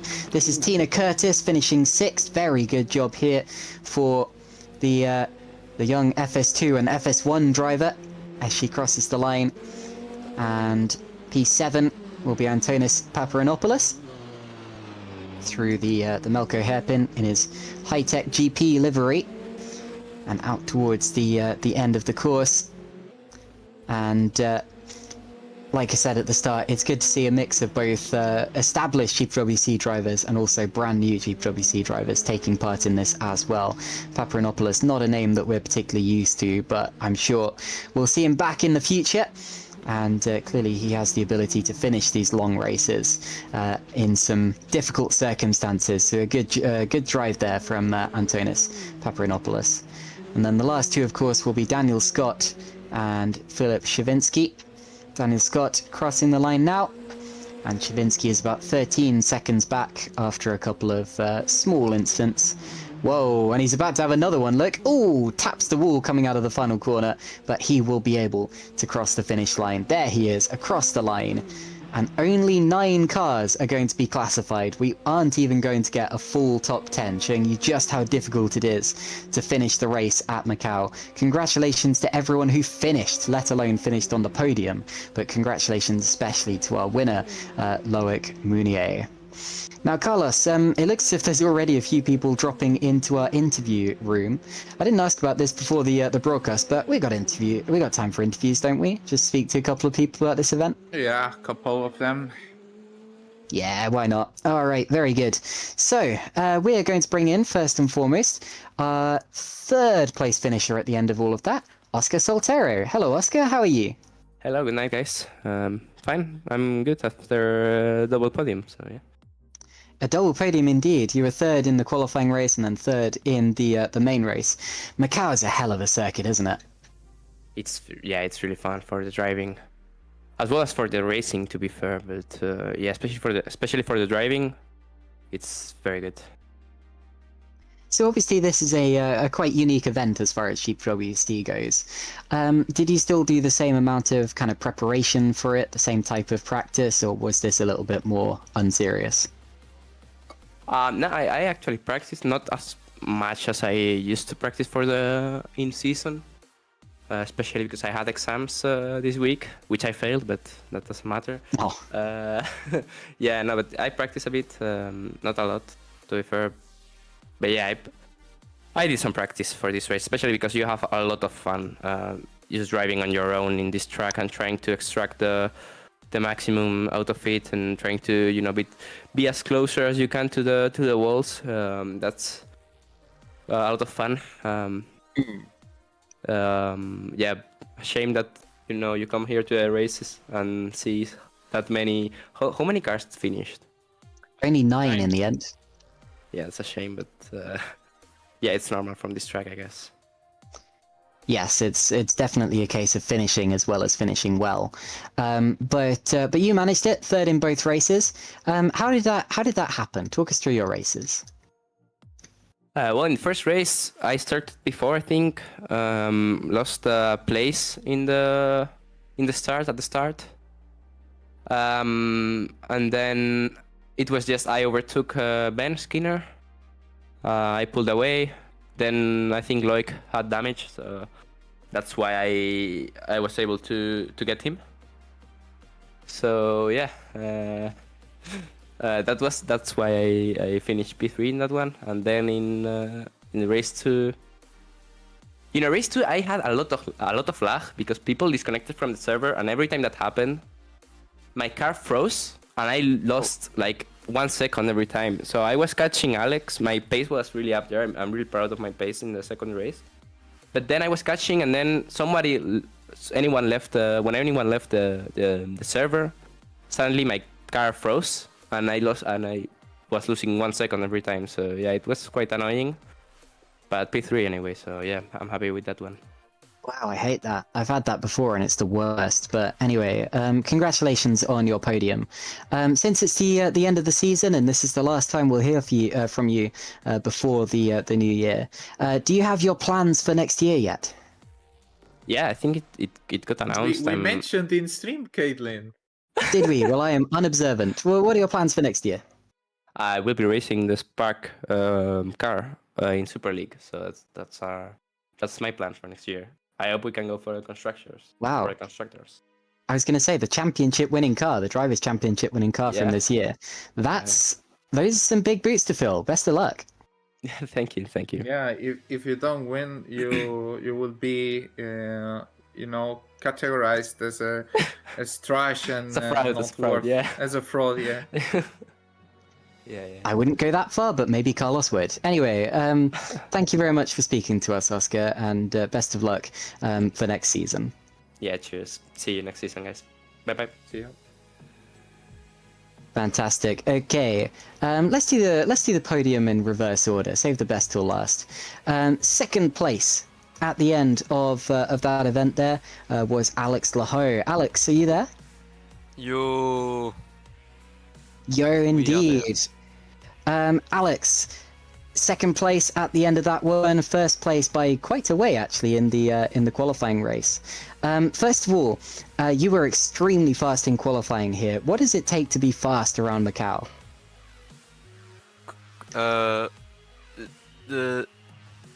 Close to the walls. You went a bit too close, I think. I mean, let's not talk about race 2, can we? Don't mention the damage I got, Well, please. technically, it was the only race because the other one was qualifying race. So that's why you race. that's why you performed really well, because it was still qualifying. It doesn't then matter. We're gonna see the points again because it's gonna be a mix of both races. I'm changing it right now on the spot, so I win. GG's was my trophy. Yeah. Anyway, no. To be fast on a quali session, it takes a lot of practice, concentration, and just don't hit anything and drift the hairpin. That's it. I was going to say, I saw you doing the hairpin a good few times. It was like go-karting. Where did you learn that? Just lock a bit the rears, and if you can control the lock, that's quite easy actually. Shimon had quite difficulties doing that. He was always locking the front. He didn't understand how to do it. Meanwhile, me and Loic were just doing it. Like, yeah, why not? When the tires melting? Nah, the tires could last like 30 laps. They Wow. were really solid. I was at 75% wear at the end on race 2, but I was pushing like crazy because the damage was quite intense. I was losing more than a second a lap because of the damage, and it was small damage as well. So no tire saving then, just absolutely flat out. Yeah. So obviously you want to talk mainly about the qualification race, but with the main race, we kind of have to touch on it since it is the main race. How did that damage happen, and how much was it actually affecting you? It was from like lap 4 or 5 onwards when Shimon made a mistake ahead in the hairpin, and I kind of followed him. I braked a bit early, and I hit the wall on just the hairpin wall on the exit. Oh, I don't think we saw that. Enough damage to just lose 2/10 on the main straight every lap. So that adds up as well. That adds up, and you lose a bit of tire performance. Just because maybe the camber is changed, maybe the angle is changed, the toe. Just the tire is not pointing in the direction of the setup initially, so you lose time. Yeah, brutal. Brutal indeed, but well done for finishing it, and finishing it well as well on the podium. I am well and truly up for hosting more events like this in the future. I'm sure you are as well. What do you think of this style of event? Bring back Race of Champions. Really? No, What do you mean no? no. Okay No. then. But anyway, so I'll ask you the same question that I asked Oscar. I may well have missed a big announcement or something, but what are your plans for next year? I have absolutely no clue as of now. All right, good to know it wasn't just that I missed something. But anyway, whatever you end up doing, best of luck with that. Congratulations on second place today. And just so you're aware, in qualifying, Carlos was telling everyone how short you were, so you can now go beat up Carlos. I know where you live, Carlos. Be careful. No, you don't. Are you sure about that? I mean, There's some you are Google too, Maps images around your area. you are too small to climb the hill that goes to my house. So That's why planes I mean, exist. I'm gonna parachute. we measured tape you, so we know how small you are. I'm actually quite tall, but let's not talk about it. Let's bring Hey. Loic. 162. Let's bring Loic. Shorter racing drivers do better. Just look at Felipe Massa. Anyway, congratulations, Alex. Thanks. Massa let's was have a Loic. spring away from actually being fast. Anyway, finally, last but very much not least, in fact the opposite of least, we bring in our race winner, Loic Mounier. Congratulations. Loic, do you hear us? Hello, yeah.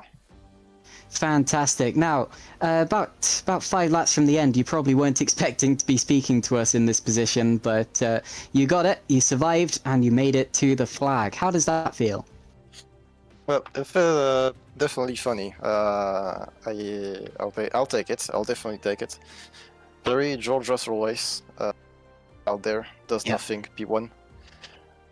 But gotta give it to Alex, who was naturally quicker than me throughout the whole event. He really has this talent around street circuits, and Shimon was also right up there. I I could keep with his pace, but I just starting to get put myself too many limits, because in the qualifying race I had damage. The car was pretty bent the whole time, so I was just taking it a bit more cautious in the main race, for the worlds, not for the racing. Yeah, well, that's true about you, Shimon and Alex. You guys were kind of head to toe all the way through, but even though it was good racing, it ultimately came down to survival. What is it like to race at Macau and know that you're like 1 millimeter away from potentially race-ending damage? Pooping your pants. I also you also have to deal with, let alone the walls, the walls that have poor hitboxes. There's a few clips that should not happen that happen. There's the unpredictability of the car. If you don't have that many laps with you, well, I've definitely practiced, but it's almost changing every lap, the grip, it felt like for me. So very challenging, and I would definitely not qualify this as one of my best races, but surviving at this track is still a very good feat. Yeah, it was very much the George Russell style victory of all time. But anyway, it's a win. How does this stack up against your Super League victories and Super League championship? I'm not putting I'm not putting this one on the pedestal. I'll be honest. It will be a very nice trophy to remind Alex about, because that's the one that definitely deserved it. So I can just rant to him about the fact that I have it and he doesn't. But yeah, it's been mostly for the fun. I think I'm holding no pride in that race. I'm keeping a good evening of racing in mind. Well, that's fair enough, fair enough. So we were just talking to Oscar a few minutes ago about his plans for next year. He is, of course, going to be your teammate for next season. Looking forward to 2026, how do you see it? How do you see it going? Well, what does 2026 mean for you, and how are you going to approach it? I think it's gonna, I wouldn't say the same as this year, but because I've definitely have what I was aiming for, but I'm gonna aim for it again. And in 25 for the season, I had to work out a lot of things, the way the car drives, because I wasn't much into Formula races back then. Now I'm a bit more experienced, so I know what to do, I know what to deal with. I've had have a fantastic crew to work with. In the person of Oscar that I kind of already sense, and it's a whole new car. So now everything I've learned, I have to relearn it again. So it's going to be exciting in that sense. I'm kind of a test guy. I like to do lots of laps for nothing and tell the team, okay, this was cool, this was not cool. It's about as fun for me as racing. So looking forward to the winter test. Indeed, I'm sure we all are. Are you aware that nobody has won 2 GPWC championships or Super League championships back to back since 2013? Well, someone's gotta do it. Technically, they don't, but I wish you the best of luck anyway. I'm putting my name there. See you next year on this one. I will quote that when you do it. Congratulations anyway. Yes, great to speak to you, Loic. Congratulations on your victory today, and best of luck next year. Thank you. Hope it was a fun evening out there for you guys. It truly was. Okay, so thank you to everyone who we interviewed there, the top 3. I would also like to say thank you very much to GPVWC for putting on this event. Thank you as well to Fabian Jungbluth for joining me in the broadcast room as the broadcast director, for providing you with all of the sights and sounds, and for also giving us the replays and the camera views and everything along those lines. Thank you to Carlos Martin. You kept me nice and entertained all the way throughout this race, and it was good to be able to commentate with you again. I know we've done podcasts together before, but I'm not sure we've ever actually commentated a race together, have we? No, But we didn't. first time for everything. And of course, thank you to all of you for commenting in the YouTube chat throughout the race as well. You guys are hilarious as always. Okay, we're being desperately messaged by Eric Brenner, saying he desperately wants an interview as well. So we're going to bring him in very quickly. Hello, Eric. We were about to log off the broadcast, but since you have asked so politely, we are going to bring you in for a quick interview. How are you feeling? How did that go? Well, first of all, thank you. I was waiting for a long time. But My apologies. I just wanted to say race 1 was really, really frustrating for me because I was making a lot of places. I was P10, P11, and I was unfortunately taken out by Alessandro because he was driving really recklessly. He had a lot of damage, and I tried to pass him in the corner before the last one, and he just tapped me and sent me into the wall.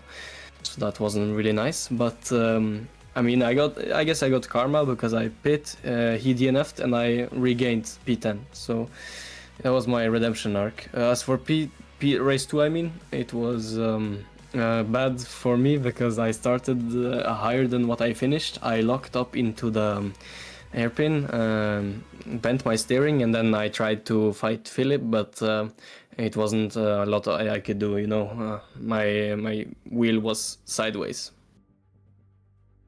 And a sideways wheel is about the worst thing you can possibly have at Macau. I've noticed from your results that you are really quite new to GPVWC. How are you finding it so far? And are you expecting to do... what are your plans for 2026? As of right now, I have been talking to some teams, but the spots have been filled quick. There's one team I'm currently talking to, but as of now, I don't really have a seat anywhere. But I'm trying my best to get one because I'm finding this series very fun so far. A little frustrating at times, but you know, that's how it goes. That's racing. Well, yeah, I was trying to put on my best performance today, you know, to show people that I deserve a spot in 2026 for FS1 or FS2. Fantastic. So I guess as well as being a fun little event today, we were also kind of like an advertising board. That's good to hear. But yeah, well done for taking part in this event today, Eric. I know it didn't quite end the way that you would have liked, but I hope you had a great time anyway. And thanks for coming in to speak to us. Yeah. Best of luck, Eric, for your finding a seat. Yeah. Good night, guys. Good night. All right, then. That really is all that we have time for. So once again, I'm going to very quickly say thank you to all of you, to Fabian, to GPVWC, and also to Carlos. Carlos, do you have anything to say really quickly before we end the broadcast? Yeah, Alex went into the wall, so I was right. He just was not skilled enough to actually take the win as well. But it was a good event, fun, different. But I agree. I hope for NASCAR next time. I would honestly fully support that. So GPWC, if you're listening, we need NASCAR. Okay. Or thank you all very much. Racing at Daytona. That would be like with the SL1, FS1, and Academy. All those three in Daytona. And just like the full tri-oval, not the sports car course. No, sports car. We might as well just do the tri-oval. Now, that's where we're going. You heard it here first. Yeah. Okay then. Thank you all for joining us, and we will see you in 2026 for more GPWC action. Good night. Night.